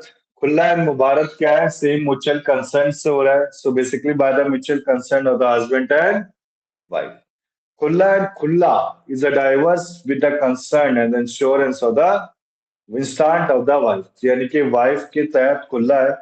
खुला redemption literally to lay down, यानी कि छोड़ देना, गिव अप कर देना, छोड़ देना किसी सेकंड पार्टी के लिए। laying down the power of husband of his right authority over his wife। तो एसेंशियल फीचर क्या है खुला के? सबसे पहले एक ऑफर होगा वाइफ के थ्रू, ऑफर को फुलफिल किया जाएगा कुछ कंपनसेशन दे के, और ऑफर एक्सेप्टेड कर लिया जाएगा हस्बैंड के द्वारा। Once the offer is accepted, it operate as a single irrevocable divorce. So basically अगर एक बार ऑफर को एक्सेप्ट कर लिया गया तो ये सिंगल इररिवोकेबल डाइवर्स माना जाएगा। क्लियर है बेटा? इसमें कोई डाउट है? No, बताओ sir, it's बेटा। clear. It's clear, sir. Clear. Hitesh, No, sir. Priyanka, Valmiki Mishra, नहीं सर, ऑल गुड।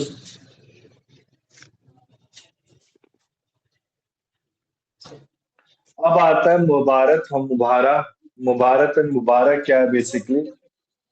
Like खुला मुबारता is a form of divorce where marriage is dissolved by the agreement between the party.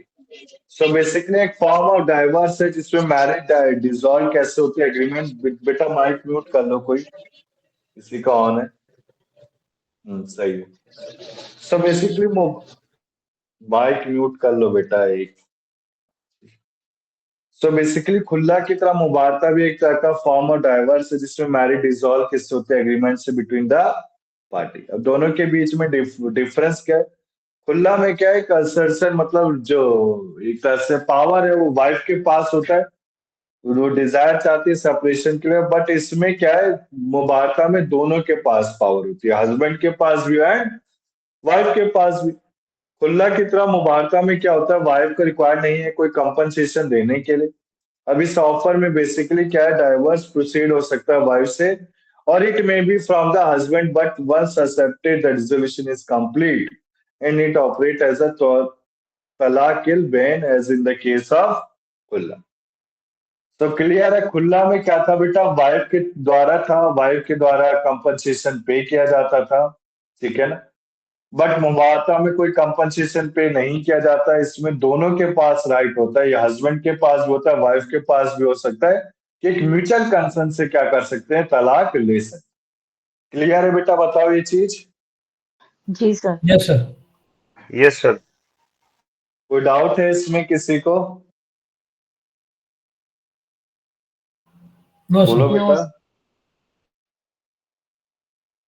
तो इसके बाद देखो फिर आता है आपका लास्ट, ठीक है ना? देखो अगर मान लो हस्बैंड, जैसे हमने 7 साल पढ़ा था ना प्रिज्यूम डेथ, मुस्लिम लॉ में क्या है? जब हस्बैंड नहीं है अवेलेबल 4 सालों के लिए, हस्बैंड प्रोवाइड नहीं कर पा रहा है मेंटेनेंस 2 सालों के लिए, सेंटेंस हो रखा है imprisonment for a period of 7 years, ठीक है ना? ज्यादा हो रखा है 7 इयर्स से। कोई मैरिटल ऑब्लिगेशन फुलफिल नहीं हो पा रहे 3 सालों तक, कोई इंपॉर्टेंस इंसैनिटी और लेप्रोसी है, लेप्रोसी लेप्रोसी 40 इयर्स। ये लेप्रोसी का मतलब क्या है बेटा? कोई बताएगा? Valmiki Mishra Vedvyas, what do you mean by leprosy? It's a disease sir. Sir it's a What disease, kind of disease? Skin disease. जिसको What कोड kind of disease? कोडिंग कोड कहते हैं, को कोड बोलते यानी हैं हिंदी हार्ट। में, हिंदी में कोड बोलते थे पहले। हिंदी वल्नरेबल में, डिजीज। कोट हिंदी में या कोडेनस हो गया है, जिससे वाइट पैचेज हो जाते हैं, ठीक है ना? कुष्ठ रोग जिसे कहते हैं। बट अभी है नहीं, वेरी अभी गुड। इंडिया में बहुत ही कम हो गया है। करेक्ट है बेटा। ठीक या है, तो कहते हैं कि बेसिकली पर्सन पे होता है, किसी पर्सन ने कोई पिछले जन्म में कुछ गलत किया है तो उसके बिहाफ पे होता है, ठीक है? बट ऐसा करना थोड़ा सा गलत हो जाता है। ये हम मानते हैं, इसे साइंटिफिकली एक डिजीज ही है। हम्म इसके बाद देखो क्या ग्राउंड है? क्रूलिटी। फिर लास्ट में दे रखा है repudiation of marriage by the wife. Repudiation यानी कि cancellation of marriage by the wife. फिर इसके बाद कोई जुडिशियल डिग्री हुआ है आपका किसमें? Under the dissolution of Muslim marriage act 1939। Clear है बेटा? कोई डाउट है इसमें? बताओ। नो सर, क्लियर है। प्रियंका, क्लियर। क्लियर बेटा? बोलो बेटा। Ved Vyas, Hitesh, Valmiki Mishra, clear? Clear. Clear, sir. इसके बाद देखो फिर मेंटेनेंस है। सो मेंटेनेंस को हम 5 मिनट में खत्म करते हैं। सेम का सेम मेंटेनेंस है। इसमें हमने डिजीज के बारे में पढ़ा था, याद करो, ठीक है ना? सेम का सेम है मेंटेनेंस। सो बेसिकली मेंटेनेंस क्या है आपका? मेंटेनेंस आपका food, clothing, residence, education and medical treatment, wedding expenses यानी कि अनमैरिड डॉटर के लिए होता था। मेंटेनेंस ऑफ द वाइफ, ये मेंटेनेंस ऑफ द वाइफ देखो सेक्शन 125। प्रियंका वॉइस आ रही है बेटा आपको? सीआरपीसी का मतलब पता है क्या है? Sir criminal penal code. गलत। हितेश Penal code बताएंगे of आप? सीआर Penal code of पिछली criminal. क्लास में डिस्कस किया है बेटा। Yeah. गलत Penal है code of वाल्मीकि, गलत गलत। वेद व्यास बताएंगे आप? रविंदर ने अच्छा जवाब दिया था पिछली क्लास में, अभी है नहीं। बताओ वेद व्यास, सीआरपीसी का full form? LLB Not sure, second sir, year में पढ़ेंगे 100% आप? हैं? 100% श्योर नहीं हो। Criminal procedure code. Clear? CPC, okay. मैं बार बार बोलता हूँ सीपीसी सीआरपीसी आपको अपने ब्लड में आ जाना चाहिए क्योंकि आप एडवोकेट बनोगे। तो सीपीसी में हम सीखते हैं कैसे कोर्ट में अपीयर होना, सीआरपीसी में सीखते हैं क्रिमिनल केसेस को कैसे देख। ठीक है? तो सीपीसी की फुल फॉर्म होती है civil procedure code, civil cases. CRPC की फुल फॉर्म होती है criminal procedure code, criminal procedure code, civil procedure code. Clear है यहां तक? कोई अब जी सर। कंफ्यूजन नहीं होगी बेटा किसी को? No sir, now it's clear. बताओ बेटा वाल्मीकि मिश्रा, आप क्लियर है? yes sir. Code of criminal procedure. Yes, correct. Criminal procedure code बेटा, क्रिमिनल प्रोसीजर कोड, क्योंकि Yes, सीआर yes. पहले आ रहा है ना, हाँ हाँ. समझो आप Criminal बात procedure को, code. ठीक है ना? Yes. सो मैं पूछूंगा नेक्स्ट क्लास में, फिर पूछूंगा बेटा, ठीक है ना? जो नेक्स्ट क्लास लास्ट क्लास है आपकी मुस्लिम लॉ की, वो हम 1 घंटे में कंप्लीट कर देंगे। फिर मैं लॉ ऑफ क्राइम के साथ स्टार्ट कर दूंगा class. Law of crime important crime है, मोस्ट इंपॉर्टेंट, ठीक है ना, जिसे इंडियन पेनल कोड कहते हैं। So maintenance to the wife can be divided under 4 parts. ये 4 पार्ट में डिवाइड किया जा सकता है। सबसे पहले देखो ऑब्लिगेशन ऑफ मैरिज होगा, ठीक है ना, कि ऑब्लिगेशन होगी मैरिज की on the basis of prenuptial agreement under section 125 for a woman, Muslim Women Protection Act, right on divorce act 1986। So basically हमने ऑब्लिगेशन ऑफ मैरिज में पढ़ा था, हस्बैंड की ऑब्लिगेशन होगी अपनी वाइफ को मेंटेन करने के लिए कि लंबे समय में मेंटेन कर सकता है। अब वाइफ मेंटेनेंस कब क्लेम कर सकती है? जब वो डिसओबे करेगी अपने हस्बैंड को, हस्बैंड ने कोई जिसे एक वर्ड यूज करते हैं अदर वाइफ, मैं रखेल नहीं बोल सकता, कोई अदर वाइफ रखेल रख रखा है, कंकुबाइन जिसे कहते हैं। Husband is guilty of committing क्रूरलिटी towards wife, कोई क्रूरलिटी कर रखा है, या फिर मैरिज कोई कंज्यूमिकेटेड नहीं हो पा रहा है, किस कारण से? इलनेस की वजह से, मेल फॉर्मेशन की वजह से, और his absence from her without prior permission of the husband has still not attain the age of puberty. On the basis of pre nuptial agreement में देखो, अगर वाइफ ने कोई कंडीशन कर रखा है कॉन्ट्रैक्ट की मैरिज के समय, सो इस कंडीशन में वो अपना लीव सेपरेटली ले सकते हो, मेंटेनेंस के लिए क्लेम कर सकती है। अब एक कंडीशन में हस्बैंड क्या होगा, उसको इल ट्रीट नहीं किया जाएगा, सेकंड वाइफ रख सकता है या फिर कंकुबाइन को रख सकता है। वाइफ को उसको अलाउंस देना पड़ेगा, जिसे क्या बोलते थे, खर्चा है पैनान, ठीक है ना। ये अली अकबर वर्सेस फातिमा, जिसमें 25 रुपीज मंथली देना ही पड़ा था। सो हस्बैंड की लाइफ है कि मेंटेनेंस वाइफ को कब तक देगा? डेथ पीरियड तक देगा। कब तक? अप टू 3 मंथ्स तक। क्लियर है बेटा? Hitesh, Ved Vyas, Valmiki Yes, Mishra. sir. Yes sir. हाँ जी. क्लियर है सर। इसके बाद देखो बेटा, आज सुबह हमने डिस्कस किया था section 125 of CrPC. So 125 of CrPC क्या कहता है?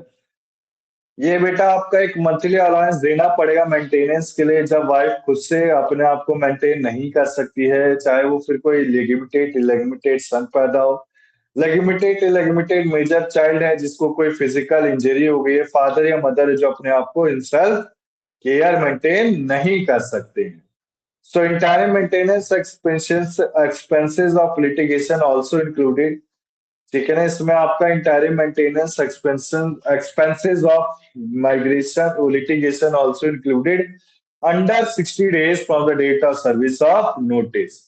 सो बेसिकली सेक्शन 125 एक सेकुलर है। सेकुलर कहने का मतलब है इसमें बेटा आपका क्या आता है, हिंदू भी आता है और मुस्लिम भी आता है। क्लियर है चीज, कोई डाउट है इसमें? No sir. बोलो बोलो बेटा हितेश, कोई डाउट इसमें? नहीं No, सर। sir. No sir. ठीक है ना। इसके बाद देखो एक केस है Mohammad Ahmad Khan versus Shah Bano Begum. So basically इस केस में देखो आप, सुप्रीम कोर्ट ने डिलीवर किया था जजमेंट कि एक वुमन है, उसके पास राइट है क्लेम मेंटेनेंस। ये क्रिमिनल लॉ में आता है, सिविल लॉ में नहीं किया जाता। सो बेसिकली इसमें कोई भी कंफ्लिक्ट नहीं होना चाहिए सेक्शन 125 ऑफ सीआरपीसी और मुस्लिम पर्सनल लॉ। ठीक है। अब आफ्टर मेट के बाद देखो शाह बानू जजमेंट ने क्या करा, प्रोटेस्ट किया मैंने सेक्शन से मुस्लिम ने। उसने street who also took to the street against what they saw what they lead to believe और was an attack on their religion and their right to their own religious personal law. यहाँ मतलब कि एक attack नहीं करना चाहिए अपने religion में, फेथफुली होना चाहिए। ठीक है ना। क्या रे कहने का मतलब, एक शाहबानो एक लेडी थी, उसने काफी अच्छा कर रही थी वो मुस्लिम के लिए। तो मुस्लिम लॉ, यार देखो मुस्लिम लॉ में क्या वुमेन को इतना नहीं माना जाता अच्छा, तो उसको काफी डिफेंड कर रहे थे शाहबानो को, कह रहे थे कि नहीं ये जो डिसीजन लिया जा रहा है काफी अच्छा नहीं है मेंटेनेंस के लिए, क्योंकि बेटा मुस्लिम में चार चार शादी करते हैं, बच्चे इतने हो जाते हैं, किस किस की मेंटेनेंस करें, आप खुद सोचो। इसी के लिए जो मुस्लिम मैन थे वो डिफेंड कर रहे थे शाहबानो। बट शाहबानो ने सिंगल लाइफ एक ही शादी की। ठीक है। उसका डाइवर्स हो गया तो उसने एक वुमेन के बारे में सोचा, वुमेन के एक लीडर बन गई वो। यहाँ तक क्लियर है बेटा? बताओ कोई डाउट है इसमें? No sir. No sir. No, sir. बताओ बेटा कोई डाउट है इसमें? नो।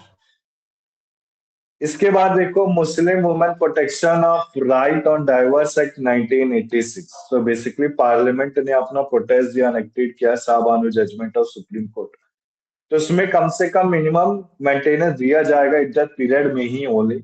इद्दत पीरियड होने के बाद अगर वुमेन अपने आप को सपोर्ट नहीं कर पा रही है तो प्रॉपर्टी से इनहेरिट कर सकती है, या फिर अगर कोई रिलेटिव है तो वाक्य बोर्ड उसे मेंटेनेंस देगा। क्लियर है बेटा? वाक्य बोर्ड मेंटेनेंस देगा।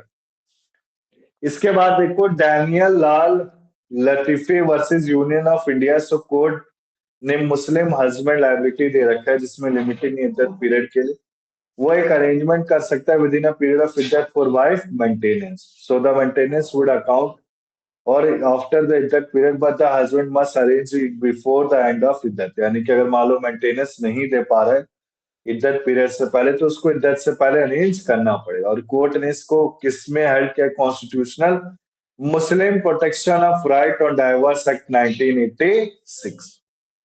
क्लियर है बेटा ये चीज? बताओ बेटा वेद व्यास, Yes, sir. Yes sir. Sir clear है? क्लियर है जी। इसके बाद देखो मेंटेनेंस ऑफ चिल्ड्रन की बात की गई। जो फादर बाउंड है मेंटेन अपने चाइल्ड को अल्टिल ही अटेन्स द मेजोरिटी। डॉटर जब तक वो मैरिड नहीं हो जाती है, फादर बाउंड नहीं होगा चिल्ड्रन को अगर उसके साथ वो रहना नहीं चाह रहे बिना किसी रीजनेबल ग्राउंड के। फादर के कोई ऑब्लिगेशन नहीं है अपने लिमिटेड चाइल्ड का under the Muslim law, under section 125 of CrPC. Very important. So बेटा हमने हिंदू लॉ में पढ़ा था मेंटेनेंस में, क्या पढ़ा था कि चाइल्ड चाइल्ड लेगिमिटेट मेंटेनेंस देना पड़ेगा। बट मुस्लिम लॉ में ऐसा कुछ नहीं है, मुस्लिम लॉ में मेंटेनेंस नहीं देना। क्लियर है ये चीज? बोलो बेटा Yes, sir. हाँ जी। यस ललिता। सर। जी यस सर सर। क्लियर है। सो देखो आप मदर और मदर के एक लिटिल ऑब्लिगेशन रहेगी अपने मेंटेन चाइल्ड के लिए किसमें? अनाफी लॉ में। अगर हस्बैंड पुअर है और वो मदर रिच है तो उसकी लायबिलिटी रहेगी अपने चाइल्ड को कि कर सके, मतलब मेंटेन करे, पर रिकवर का मनी नहीं लेके अपने हस्बैंड में, क्योंकि वो हस्बैंड पे बाद में दे देगा उसे। ठीक है। फिर बेटा अडॉप्शन आता है। So basically adoption and guardianship is not much included in your Muslim law. The reason behind same the male person can marry four female female So such in condition, the adoption and guardianship is not too much included in Muslim law. हम नहीं include करते. मैंने आपको reason बता दिया क्यों, क्योंकि एक आदमी कितने रिश्ते कर सकता है, 4 कर सकता है शादी, तो 4 जब शादी कर ली तो वो अडॉप्ट करेगा ही क्या, ठीक है. So basically Islam adoption में does not exceed it does in Hinduism. हमें पता है अडॉप्शन कहाँ होता है, हिंदुइज्म में होता है. अच्छा बेटा, हिंदुइज्म में जब अडॉप्शन लेना होता था, वेद व्यास तो कोई मैंने कारा कुछ बताया था, वो साइड क्या थी, कारा कारा कारा CAR जी कारा सर, याद है ना.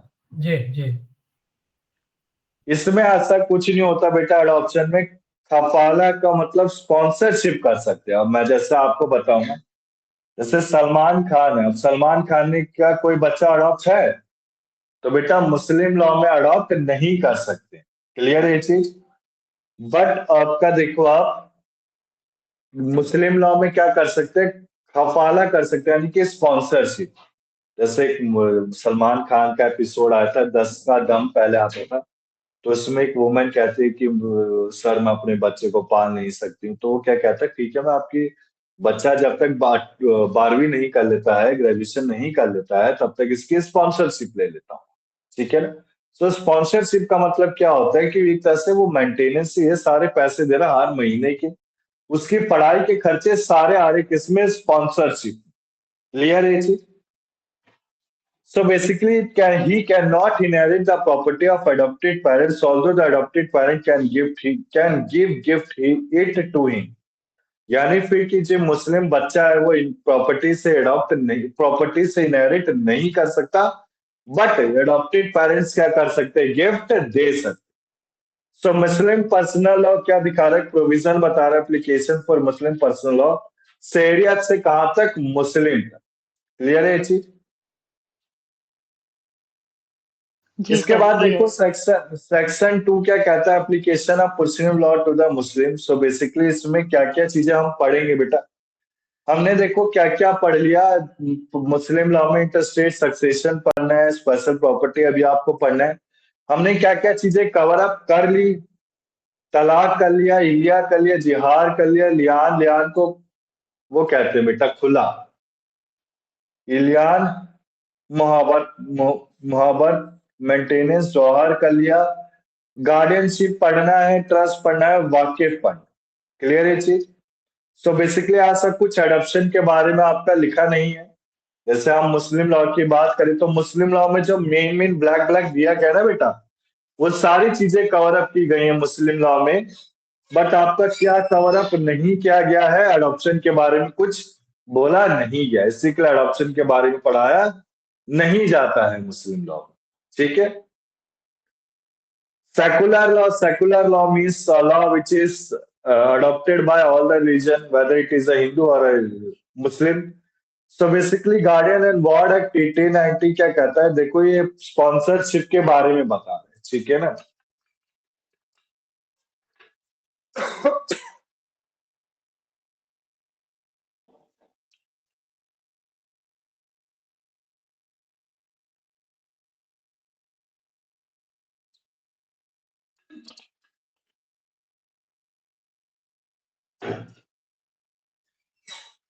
So personal law of Muslim, Christian, Parsi law does not do not recognize complete adoption. So मैंने हिंदू लॉ में बताया बेटा अडॉप्शन करा जा सकता है कारा से, फीस पे करके, मिनिमम एज फुलफिल कर करके, प्री कंसेंट होके. बट आपका मुस्लिम लॉ, पार्शियन लॉ, ज्यूस या फिर क्रिश्चियन, इनमें नहीं कर सकते. इसमें गार्डियनशिप आता है. गार्डियनशिप किसमें बेटा, गार्डियंस एंड वार्ड एक्ट 1890 में है. ठीक है. अब देखो इस प्रोसेस में चाइल्ड को क्या बोलते हैं, वार्ड बोलते हैं. कोई अडॉप्टेड इसमें नहीं हो सकता. जब बच्चा 21 साल का हो जाता है तो उसे वार्ड नहीं किया जा सकता. और जो गार्डियनशिप है, गार्डियनशिप में प्रॉपर्टी में इनहेरिट नहीं किया जा सकता है. ठीक है.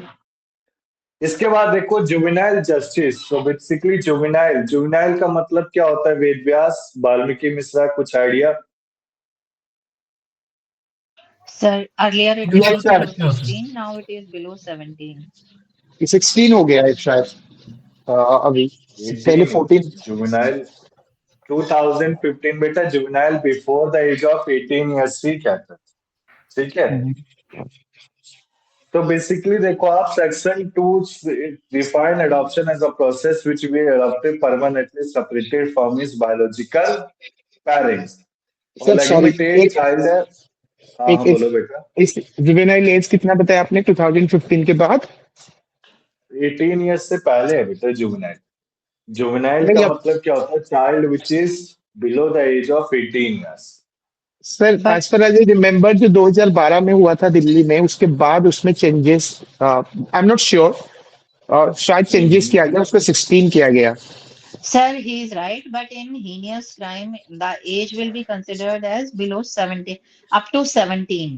They will be prosecuted under the complete age, adult, like an adult. Correct है। पर अगर हम जुवेनाइल जस्टिस की बात करें तो बेटा वो 18 ईयर्स से कम ही होता है। मैं आपको नोट्स में दिखा सकता हूँ, No, sir, yes, ठीक है। you're right. But only in case of heinous crime, like Nirbhaya हाँ happened here in Delhi. हाँ वेरी गुड। रेप या केस में स्पेशल क्राइम या अलग चीज है।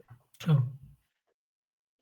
So basically juvenile justice care of protection children amendment act 2006 है। देखो पहले बेसिकली जुवेनाइल जस्टिस एक्ट का आया 2000 में, फिर उसको अमेंड किया गया 2006 में, फिर फुल्ली फाइनली अमेंडेड कब आया 2015, ठीक है ना। सो बेसिकली देखो आप ये जो चाइल्ड है उसकी rehabilitation, adoption, foster care, sponsorship और sending the child to after care organisation की बात की गई। Excuse giving me, guidelines sir. Regard. हाँ हाँ कोई नहीं बेटा Sir, बोलो। screen disappear हो गया. नहीं नहीं दिख रहा बेटा। नहीं, डिसअपियर नहीं हुआ, मतलब जो मटेरियल वो है, बुक्स के नोट्स हैं वो नहीं आ रहे। नहीं अपने में तो आ रहे हैं, दिख रहा है सर, स्क्रीन दिख जो रहा है। मतलब आपने देख बेटा रहे वो हैं। होगा ना, नेट का दिक्कत हो गई होगी, वाईफाई से अपने में कनेक्ट आ हो रहा रही है। था। नहीं सर, है तो मोबाइल डेटा से ही। आपकी वो आ रही है, मतलब जो व्हाट्सएप फोटो प्रोफाइल है, हाँ जी, but not the notes. Notes नहीं आ रही क्या? सर कोई रुको नहीं, एक अगर मिनट। ओरोकी में आ रहा है तो प्लीज कंटिन्यू, नो इश्यूज। आ रही है। I can see the juvenile और जस्टिस अमेंडमेंट एक्ट 2006 लिखा है उस पर। आ रहा है, हमारे में भी आ रहा है। ठीक, यस सर। रुको रुको एक बार मैं इसको फिर से, वो एक बार फिर से एक बार हटा के। सर कोई नहीं, आप कंटिन्यू कर लीजिए, नो इश्यूज। नहीं नहीं अब आ रहा है। अब चेक करो, मैंने दोबारा से इसको शेयर किया नहीं, है। आपका ही अभी भी वो नहीं। आ रहा है, प्रोफाइल पे आ रहा है। तो बेटा आपके नेट में ही दिक्कत है, फिर बोला दिक्कत। चलिए सुनते रहो कोई आप, नहीं सर, ठीक है। कोई नहीं, हाँ जी। So juvenile justice care and protection act, ये चिल्ड्रन अमेंडमेंट एक्ट था। इसमें क्या बातें की थी, करी गई थी कि जो रिहैबिलिटेशन होगा चाइल्ड का वो बेसिकली एडॉप्शन में, फोस्टर केयर, स्पॉन्सरशिप में होगा, sending the child to the after care organisation, ठीक है ना। इसके बाद देखो बेटा आप गार्डियनशिप। अब गार्डियनशिप देखो, हमने अडॉप्शन पढ़ लिया, मुस्लिम लॉ में ऐसा कुछ अडॉप्शन नहीं है। क्या होता है? बस गार्डियनशिप होते हैं। गार्डियनशिप कैसे होते हैं? स्पॉन्सरशिप लेके। कब तक? 21 साल तक। 21 साल का जब बच्चा हो जाएगा तो उसके बाद उसकी स्पॉन्सरशिप नहीं ली जा सकती। सो गार्डियनशिप इन मुस्लिम लॉ में कैसे बताया गया? गार्डियन हो गए तो माइनर पर्सन का माइनर प्रॉपर्टी, माइनर मैरिज यानी कि वाली, हमें उसकी क्या करानी है? मैरिज करानी। सो गार्डियनशिप में क्या होता है? बेसिकली फादर रहेगा। गार्डियनशिप किसके पास रहती है? तो फादर के पास रहती है, फादर के बाद दादा के पास चली जाती है। फादर का एक डोमिनेंट पोजीशन है कस्टडी गार्डियनशिप ऑफ चिल्ड्रन का एंजॉय करने का। मदर कस्टडी रह सकते हैं बट वो नेचुरल गार्डियन चाइल्ड की नहीं हो सकती। सिया लॉ में कितना बोला गया? सन की कितनी होती है बेटा? 2 ईयर्स ओल्ड। और डॉटर की कितनी होती है? Until 7 years old. क्लियर है बेटा ये चीज? बोलो आप। हाँ जी सर, ठीक। यस जी sir.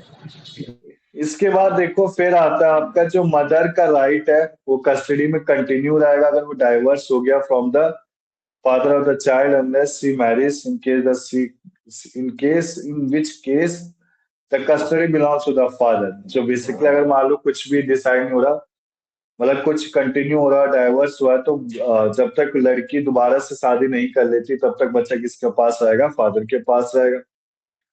Irfan Ahmad Sheikh versus Mohammad, all India report. AIR का मतलब क्या होता है? All India report 999 Bombay 25 B Bombay. Custody of female child किसको दिया जाता है? मदर को। मदर की marriage with the child father was dissolve, खत्म हो चुके, तो वो जब तक मैरिज करती है तब तक उसको प्रोबिटेड डिग्री नहीं माना जाता है एक रिलेशनशिप चाइल्ड के साथ। तो कोर्ट क्या कहता है? कस्टडी मदर को ही देगा। अब चाइल्ड को एक्सप्रेस कर सकता है डिजायर कि वो मदर के साथ रहना चाहता है या फिर नहीं रहना चाहता। According to the court, the Muslim law had not laid down any general rule, but in different terms provided for the exceptional circumstances. The matter of custody never be ignored. The wishes of minor who is the of age of discretion. Clear है बेटा ये चीज? यानी सबसे पहले किस पे बात की गई थी? फादर पे। फादर के बाद किसके बाद आई? मदर के पास। क्लियर है बेटा? Yes sir. बोलो, कोई डाउट है जी इसमें? No sir. No, sir. No ठीक डाउट। है, No, sir. ठीक। अब देखो, मैं टेस्टामेंट्री गार्डियनशिप करा देता हूँ बेटा। टेस्टामेंट्री के बाद वाकिफ बोर्ड कर लेंगे हम, फिर मैं इंटर स्टेट सक्सेशन छोड़ दूंगा, ठीक है ना? क्योंकि वो थोड़ा डिफिकल्ट है। नेक्स्ट क्लास में रविंदर भी आ जाएंगे तो उनको भी एक आइडिया लग जाएगा। इंटर स्टेट सक्सेशन को हम स्टार्टिंग क्लास से सीख लेंगे। इंटर स्टेट सक्सेशन कराने के बाद बेटा मैं एक बार पेपर को गो थ्रू कराऊंगा, 15 मिनट गो थ्रू करने के बाद, रिवाइज करने के बाद सारे टॉपिक को हम लॉ ऑफ क्राइम स्टार्ट कर देंगे, ठीक है ना? तो 5th बुक आपकी स्टार्ट होगी नेक्स्ट संडे से, लॉ ऑफ क्राइम। नोट्स आपको उससे पहले पहुंच जाएंगे, ठीक है? सो टेस्टामेंट्री गार्डियन में बेटा लॉ ऑफ जो क्राइम है उसमें BSS और BNS के बारे में भी पढ़ाऊंगा, ठीक है ना? तो बेसिकली टेस्टामेंट्री गार्डियन क्या होता है? फादर के पास एक फुल राइट है अपॉइंट करने के लिए टेस्टामेंट्री गार्डियन के लिए। आफ्टर द फादर एग्जीक्यूटर के पास होता है कि वो किसके बाद चला जाता है? एग्जीक्यूटर के बाद ग्रैंडफादर के पास। मदर का कोई गार्डियनशिप नहीं होती जब वो रिअपॉइंटेड एग्जीक्यूटिव से, तो child father in his will अगर वो ओन प्रॉपर्टी लेना चाहते till after her death to the children. कहने का मतलब है कि मदर का कोई राइट नहीं होता टेस्टामेंट्री गार्डियन को अपॉइंट करने के लिए। अगर वो अपॉइंट किया गया चाइल्ड के फादर की इच्छा के अनुसार किया जा सकता है। और अगर प्रॉपर्टी है तो कब मिलेगी? उसकी डेथ के बाद किसके पास चली जाएगी प्रॉपर्टी? बच्चे के पास, यानी कि चाइल्ड के पास। क्लियर है ये चीज? बताओ बेटा, कोई डाउट है यस सर, इसमें? क्लियर है। No sir. इसके बाद देखो इलिमिटेड चिल्ड्रन। सो फादर के पास कोई राइट नहीं होता इलिमिटेड चिल्ड्रन के लिए, वो एक गार्डियन है इलिमिटेड चिल्ड्रन का। यहाँ तक कि मदर एक कस्टडियन है इलिमिटेड चिल्ड्रन की, किसी गार्डियन की नहीं। कस्टडी टू मुहर्रम और मुहर्रम। सो मुहर्रम और मुहर्रम क्या होता है? Custody of Muslim child can not be given to person who is not a मुहर्रिम।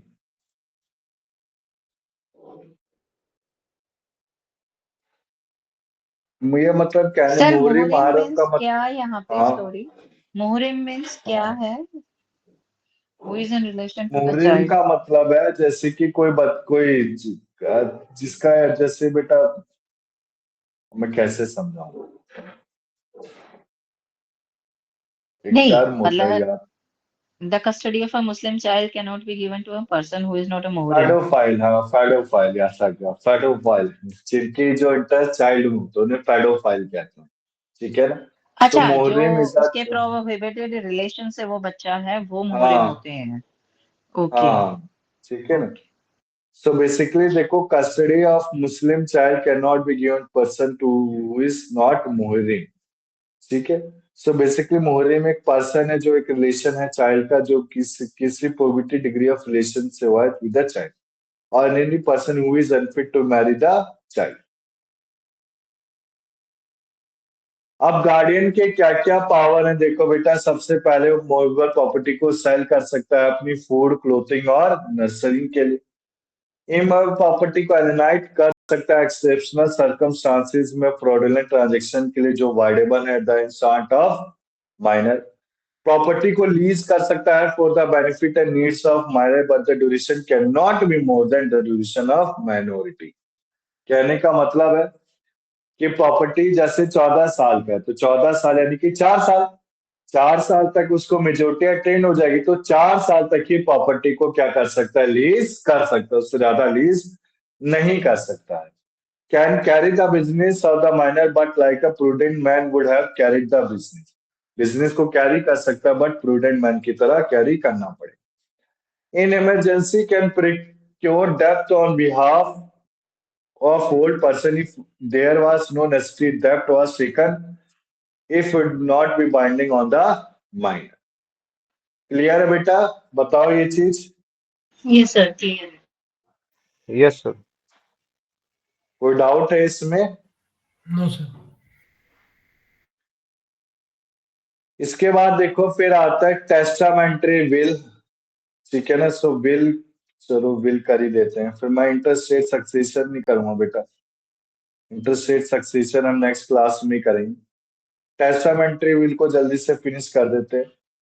So testamentary will क्या होता है, देखो विल में होते हैं आपका टेस्टामेंट्री और इंटरस्टेट सक्सेशन। इंटरस्टेट सक्सेशन क्या होता था, in testamentary will. So concept of will Muslim law में कैसे दिया गया है, सबसे पहले टेस्टेटर होता है जो प्लेन पेपर में लेटर की फॉर्म में क्लियर बोलेगा कि डिस्ट्रीब्यूशन ऑफ प्रॉपर्टी मेरी डेथ के बाद दी जाएगी। कोई फॉर्मेलिटी नहीं होती, राइटिंग नहीं होती, कोई वर्ड कोई नेसेसरी नहीं है। विल अगर कोई राइटिंग में दिया गया तो उसे वसीहत नामा बोला जाता है। इसके बाद देखो जो बेटा ब्लैक से लिखा हुआ 1/3, ये भी एग्जाम में पिछली बार आया था क्वेश्चन। एक क्वेश्चन आया था जब नॉट एक्सीड कर रहा है 500 दिरहम, और एक क्वेश्चन आया था कितना वसीहत दिया जा सकता है, मतलब 1/3 रूल अप्लाई होता है। अगर कोई इंजरी हो गई लीगल हायर करते समय, प्रॉफिट ने डिक्लेयर किया कि जो पावर है मेकिंग रूल का should not be exercised to the injury of lawful hire. If you make the will in favor of hire, it would be injury to the hire who is supposed to get the favor through the law of inheritance. So Muslim law 1/3 rule apply इसमें हो जाता है। Clear है बेटा, ये चीज बताओ आप। हाँ जी सर। प्रॉपर्टी का सिर्फ 1/3 हिस्सा को ही विल कर सकते हैं सर, बाकी को नहीं कर सकता। नहीं, ओके। ये रूल ऑफ एक्सक्लूजन बेटा इंटरस्टेट सक्सेशन में भी पढ़ेंगे आप, ठीक है। इसके बाद देखो फिर आता है कुछ रूल्स रिगार्डिंग द विल। सबसे पहले जो टेस्टेटर है वो कॉम्पिटेंट होना चाहिए विल बनाने के लिए। लेगेटी, लिक्विसी और बीक्विस्ट। बीक्विस्ट क्या है बेटा, मेरी इच्छा है मैं अपनी प्रॉपर्टी को ट्रांसफर कर। बीक्विस्ट का मतलब क्या था, transfer of property by the will. Will के द्वारा प्रॉपर्टी को जो ट्रांसफर किया जाता है उसे बीक्वेस्ट कहते हैं, ठीक है। सो बेसिकली जो सब्जेक्ट प्रॉपर्टी और बीक्वेस्ट है वो आपका वैलिड बन ही रहेगा। बीक्वेस्ट आपका limit testamentary power of Muslim के बिहाफ पे होना चाहिए। अब टेस्टेटर क्या होना चाहिए, जो टेस्टेटर है ये मेजर पर्सन होना चाहिए। विल आपका अगर माइनर के लिए किया गया तो वो वाइड माना जाता है। जब तक वो मेजर नहीं होता जब तक उसको रेटिफाइड नहीं किया जाता। साउंड माइंड क्या होता है, making a will should have the disposing mind, is should understand the property।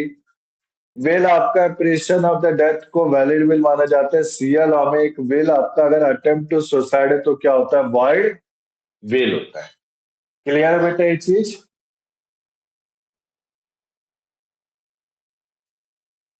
बोलो बेटा, क्लियर है ये चीज?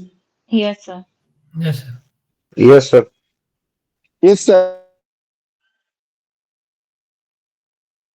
इसके बाद देखो आप legatee must competent to take the legacy और bequest. So any person capable of holding property may be legated under a will. The sex, age, creed, religion is no bar to taking a bequest. Bequest यानी कि property लेने के लिए कोई ये sex, age, creed, religion की requirement नहीं होती। Bequest to a unborn person is valid. मैंने आपको बताया बेटा डॉक्ट्रिन ऑफ अनबॉर्न चाइल्ड, हम किस में पढ़ेंगे, property law. So property law में जो डॉक्ट्रिन ऑफ अनबॉर्न चाइल्ड पढ़ेंगे वो हम कब, उसमें मैंने आपको समझाया था सबसे पहले प्रॉपर्टी किसको ट्रांसफर करनी होती है, किसी लिविंग पर्सन को। लिविंग पर्सन के बाद जब अगर वो जो बेबी है वो बॉर्न इन एग्जिस्टेंस हो गया तो such right automatically transfer to born person. Clear है बेटा ये चीज? Yes sir. बताओ बेटा ललिता, वेद व्यास क्लियर है हाँ जी चीज? सर, क्लियर है। Yes sir. So bequest for the benefit, देखो आप bequest में भी validly juristic person पे होगा। इसके बाद देखो आप bequest for the benefit of religious charitable object is valid, ये आपका valid होगा। A person who caused the death of legator cannot be committed legatee, यानी कि कोई पर्सन अगर डेथ करा रहा है लेगेटर की तो उसे लेगेटी नहीं बनाया जाएगा। ज्वाइंट लेगेटी अगर कोई नो स्पेसिफिक शेयर है मेंशन तो प्रॉपर्टी किसको डिवाइडेड कर दिया जाएगा? Equally among all the legatees. अब लेगेटी के पास एक राइट है to disclaim the bequest. Clear है ये चीज?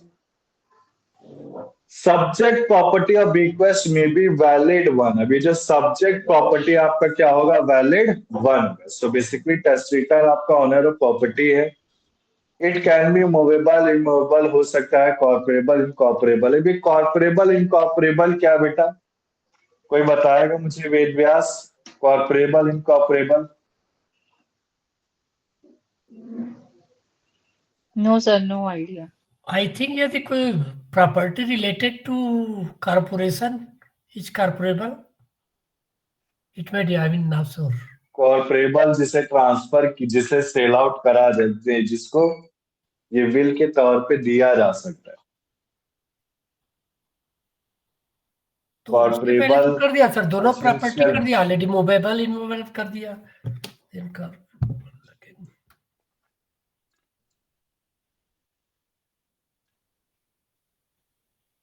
बताओ बेटा Valmiki Mishra, corporeal incorporeal property क्या होती है? Sir sorry, no idea.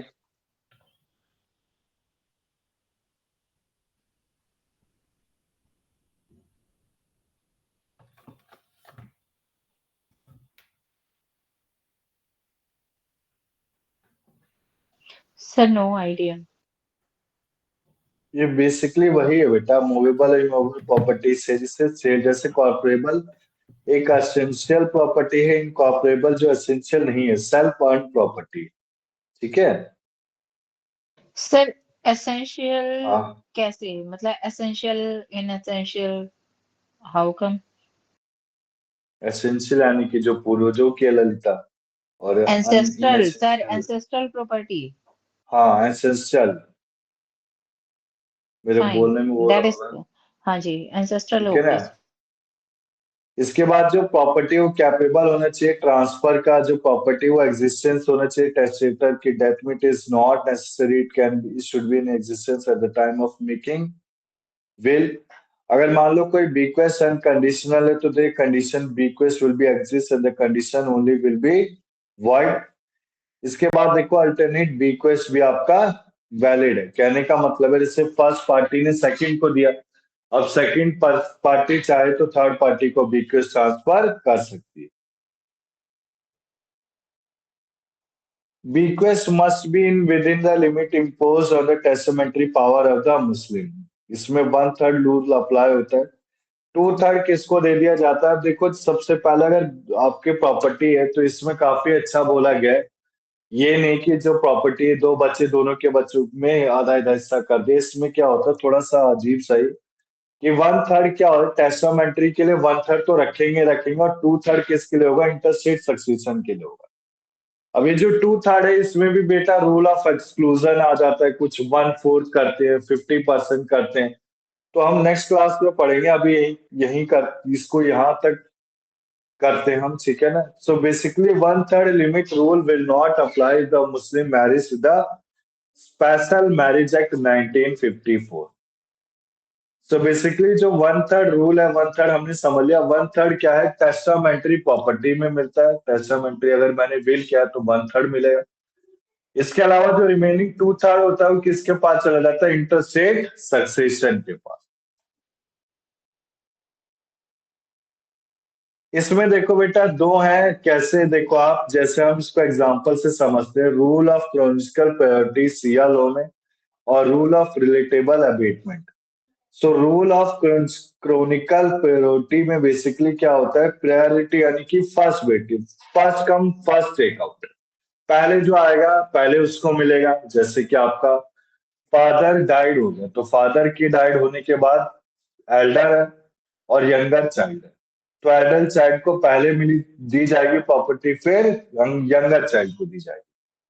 Rule of readable abetment का मतलब क्या है? Where bequest of more than one third of property is made to two और more person, higher do not give their consent, the share are reduced proportionate to bring down one third. Clear है बेटा? यानी कि इसमें share को one third कर दिया जाता है। अगर वन थर्ड प्रॉपर्टी दो या दो से ज्यादा दी जा रही तो शेयर को कम कर दिया जाता है। क्लियर है बेटा? वेद व्यास, हितेश, ललिता, ये चीज हाँ जी सर। Yes, sir. Yes, कोई sir. डाउट है इसमें? No, no sir. सर। इसके बाद देखो revocation of will. So basically revocation यानी कि विल को वापस कब किया जा सकता है? A Muslim testator may revoke during his lifetime a will made by him expressly or implicitly। implicitly ही है मतलब उसका। इसके बाद देखो विल रिवोक किया जा सकता है सिंपल और क्लियर डिक्लेरेशन, एक फॉर्मल डीड ऑफ कैंसिलेशन और रिवोकेशन ऑफ विल के द्वारा। Not necessary a new will be made to revoke the early one. ये जरूरी नहीं है कि न्यू विल बनाया जाए दूसरे को बदलने के लिए। Death of legatee. Death of legatee में देखो आप बेसिकली जब बिफोर द विल ऑपरेट हो रहा है तो लिगेटी डाई तो बीक्वेस्ट लैप्स होगी, प्रॉपर्टी को बीक्वेटेड कर दिया जाएगा। On his death, the entire share will be given to his heir. Under Sharia law, the legacy will lapse only if the legatee dies without leaving his and heir if the testator after the death of legatee revokes the will। यहाँ तक clear है बेटा? इसको मैं दोबारा से करा दूंगा, टेंशन मत लो आप, नेक्स्ट क्लास में। बोलो यहाँ ओके तक क्लियर सर। है? हाँ जी सर। Yes, sir. सो देखो हमारा जो विल था, विल में हमने क्या समझा? टेस्टामेंट्री विल क्या होता है? बेसिकली वन थर्ड पोर्शन दिया जाता है, रिमेनिंग टू थर्ड पोर्शन किसके लिए रखा जाता था? इंटरस्टेट सक्सेशन की। क्लियर है चीज? So intestate succession will be discuss in next class. हम अभी क्या करेंगे? वाकिफ के बारे में पढ़ेंगे, ठीक है ना? अब ये वाकिफ होता क्या है? वक्फ जिसे बोलते हैं, वक्फ बोर्ड। जैसे कि आपका दोहा डिसाइडेड नहीं होता, जब पॉसिबल नहीं होता तो जो मेंटेनेंस है वो किसके द्वारा किया जाता था? वाकिफ बोर्ड के द्वारा। अब वाकिफ बोर्ड क्या होता है? जैसे हमारे हिंदू टर्म में मंदिर बना रखे हैं, ठीक है ना, हम जाके उधर रिलीजियस सेरेमनी को करा सकते हैं, ठीक है ना, या शादी के लिए कोई कम्युनिटी हॉल बना रखा है, ड्रिंकिंग वाटर के लिए कोई ड्रिंकिंग प्लेस बना रखा है। सो बेसिकली ये सारे क्या है? हिंदू लॉ के एक पब्लिक फैसिलिटीज है। सो इन मुस्लिम लॉ में पब्लिक फैसिलिटीज जो दी जाती है उसे वाकिफ कहते हैं। क्लियर है बेटा ये चीज? हाँ जी सर।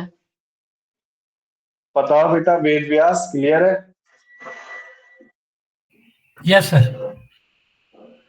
सो बेसिकली वाकिफ क्या है? एक छोटा सा टर्म है बेटा, ज्यादा बड़ा नहीं, जल्दी से हो जाएगा। सो बेसिकली अगर प्रॉपर्टी को वाकिफ कहते तो जो ओरिजिनल यूजर है वो सारी की सारी प्रॉपर्टी किसकी होती है? ऑलमाइटी अल्लाह की होती है। ऑलमाइटी गॉड यानी ऑलमाइटी अल्लाह की होती है।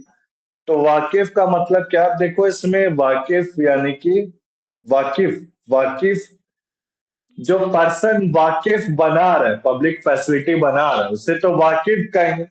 अब जिस चीज में बना रहा है, जैसे विल को वसीहतनामा बोलते थे, प्लेन पेपर जिसमें कोई विटनेस नहीं चाहिए होता था, तो सेम इसे वाकिफ नामा कहते हैं।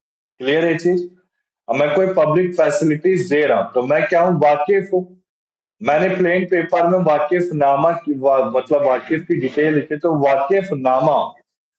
सो बेसिकली वाकिफ का मतलब क्या है? Permanent dedication by a person professing the Muslim faith of property of any purpose recognized by the Musliman law such as religious, purchase and charitable.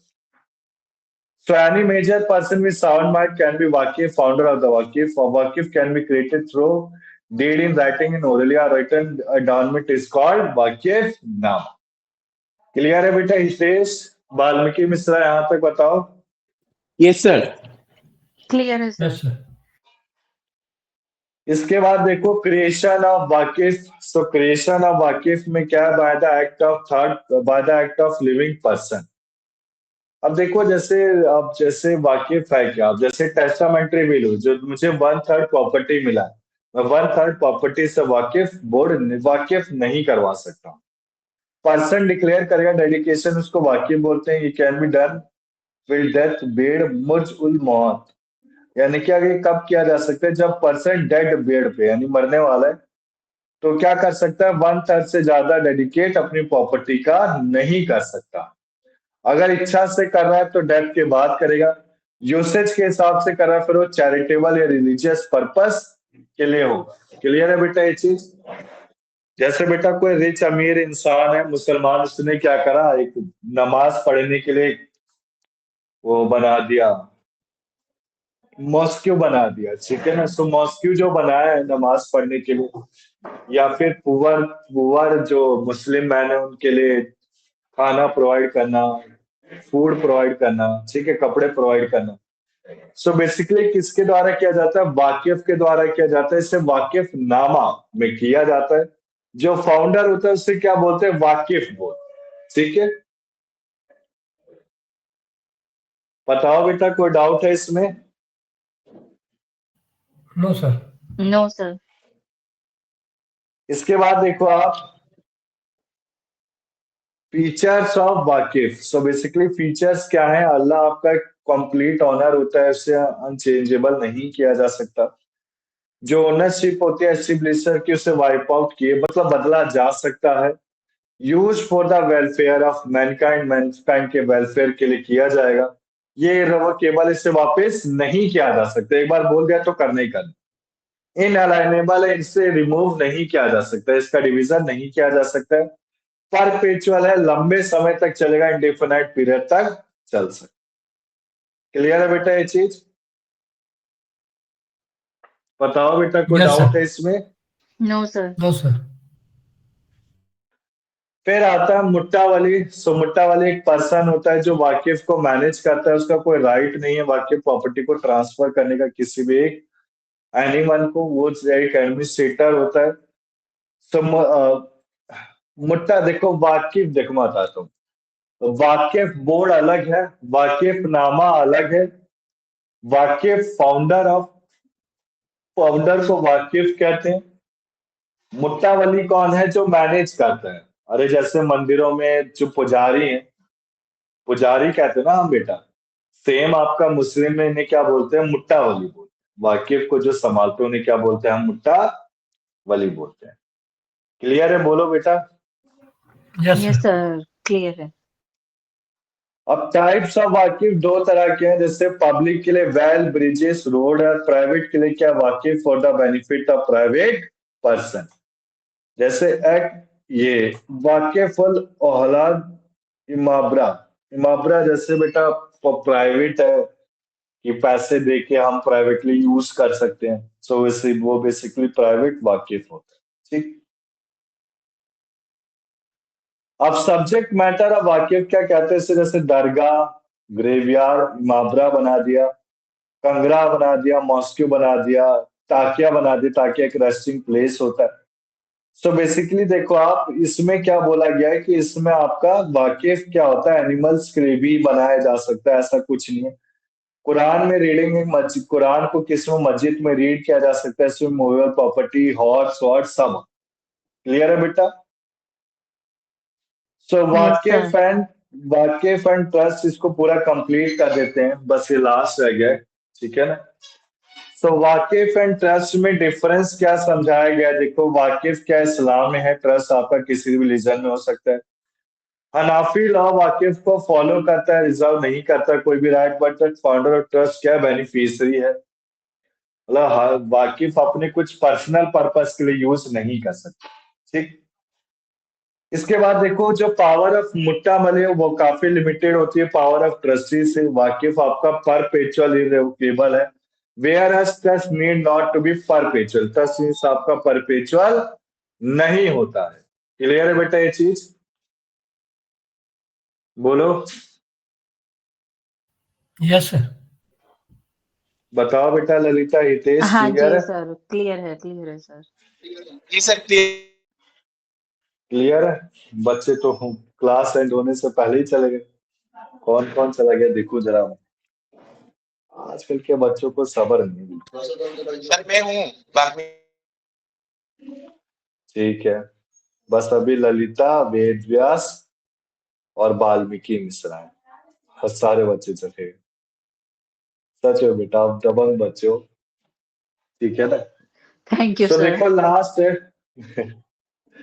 So basically देखो लास्ट में क्या बोला गया, इंडियन ट्रस्ट एक्ट के हिसाब से जो difference वाकिफ एंड ट्रस्ट का एप्लीकेबल मुस्लिम वाकिफ में नहीं है, but for the purpose of instituting and suit in the case of irregularity and mismanagement of वाकिफ प्रॉपर्टी, इसको ट्रस्ट माना जा सकता है। Section 92 of CPC. देखो सीपीसी ये रहा, दिख गया ना बेटा ललिता आपको, civil procedure code. Valmiki Mishra दिखा सीपीसी की फुल फॉर्म? जी sir, civil procedure Yeah. Code and criminal procedure code, it's CrPC. Very good, very good, excellent बेटा, excellent. So basically Indian Trust Act आपका एप्लीकेबल है मुस्लिम में। अगर मुस्लिम कोई चाहता है कि उसकी प्रॉपर्टी सेटल हो, तो सेटल करा सकता है एक वाकिफ अपने मुस्लिम पर्सनल लॉ के हिसाब से। क्लियर है बेटा? कोई सर डाउट है इसमें किसी को? No sir. No, sir. तो आज की क्लास कैसी लगी बेटा आप सबको? सर बहुत अच्छी, अच्छी इंटरेक्टिव, लगी sir. Completely sir interactive interesting था। And interesting. सर बुक्स में देख रहा था, जो हाँ। बुक्स में है ना वो समझ में नहीं आता, बट आपकी जो नोट्स बनाए ना उसमें पूरा समझ के क्लैरिटी के साथ मतलब डिस्क्रिप्शन एकदम बढ़िया से बना हुआ है, तो हम इसे ही फॉलो करेंगे जो आप भेजते हो। करेक्ट है बेटा, अच्छी बात है ना। देखो मैंने आपके लिए इसी के लिए ये सारी मेहनत की है। मैंने LLB second year, third sir year. Sir बस क्वेश्चन हाँ। पेपर अगर मतलब प्रीवियस सैंपल पेपर्स अगर मिल जाएगा ना तो उससे भी हम प्रैक्टिस कर पाएंगे, इफ यू हैव देखो सैंपल क्वेश्चन, पेपर्स। देखो मैं बताता हूँ, क्वेश्चन पेपर आपको कुमार का एक वो क्या कहते हैं, मुस्लिम लॉ का क्वेश्चन पेपर प्रोवाइड हुआ था ग्रुप पे कि नहीं हुआ था? नहीं नहीं हुआ है क्वेश्चन सर, पे नहीं हुआ है सर। नहीं हुआ है। करवाया है? आपने लास्ट टू लास्ट करवाया टाइम था बोला था, बेटा नहीं मैंने। हुआ है अभी। ठीक है, मैं करवा दूंगा। ठीक है ना, जी नेक्स्ट क्लास में करवाता हूँ। मैंने करवा दिया बेटा, फिर से मैम को बोल देता हूँ अभी फोन करके।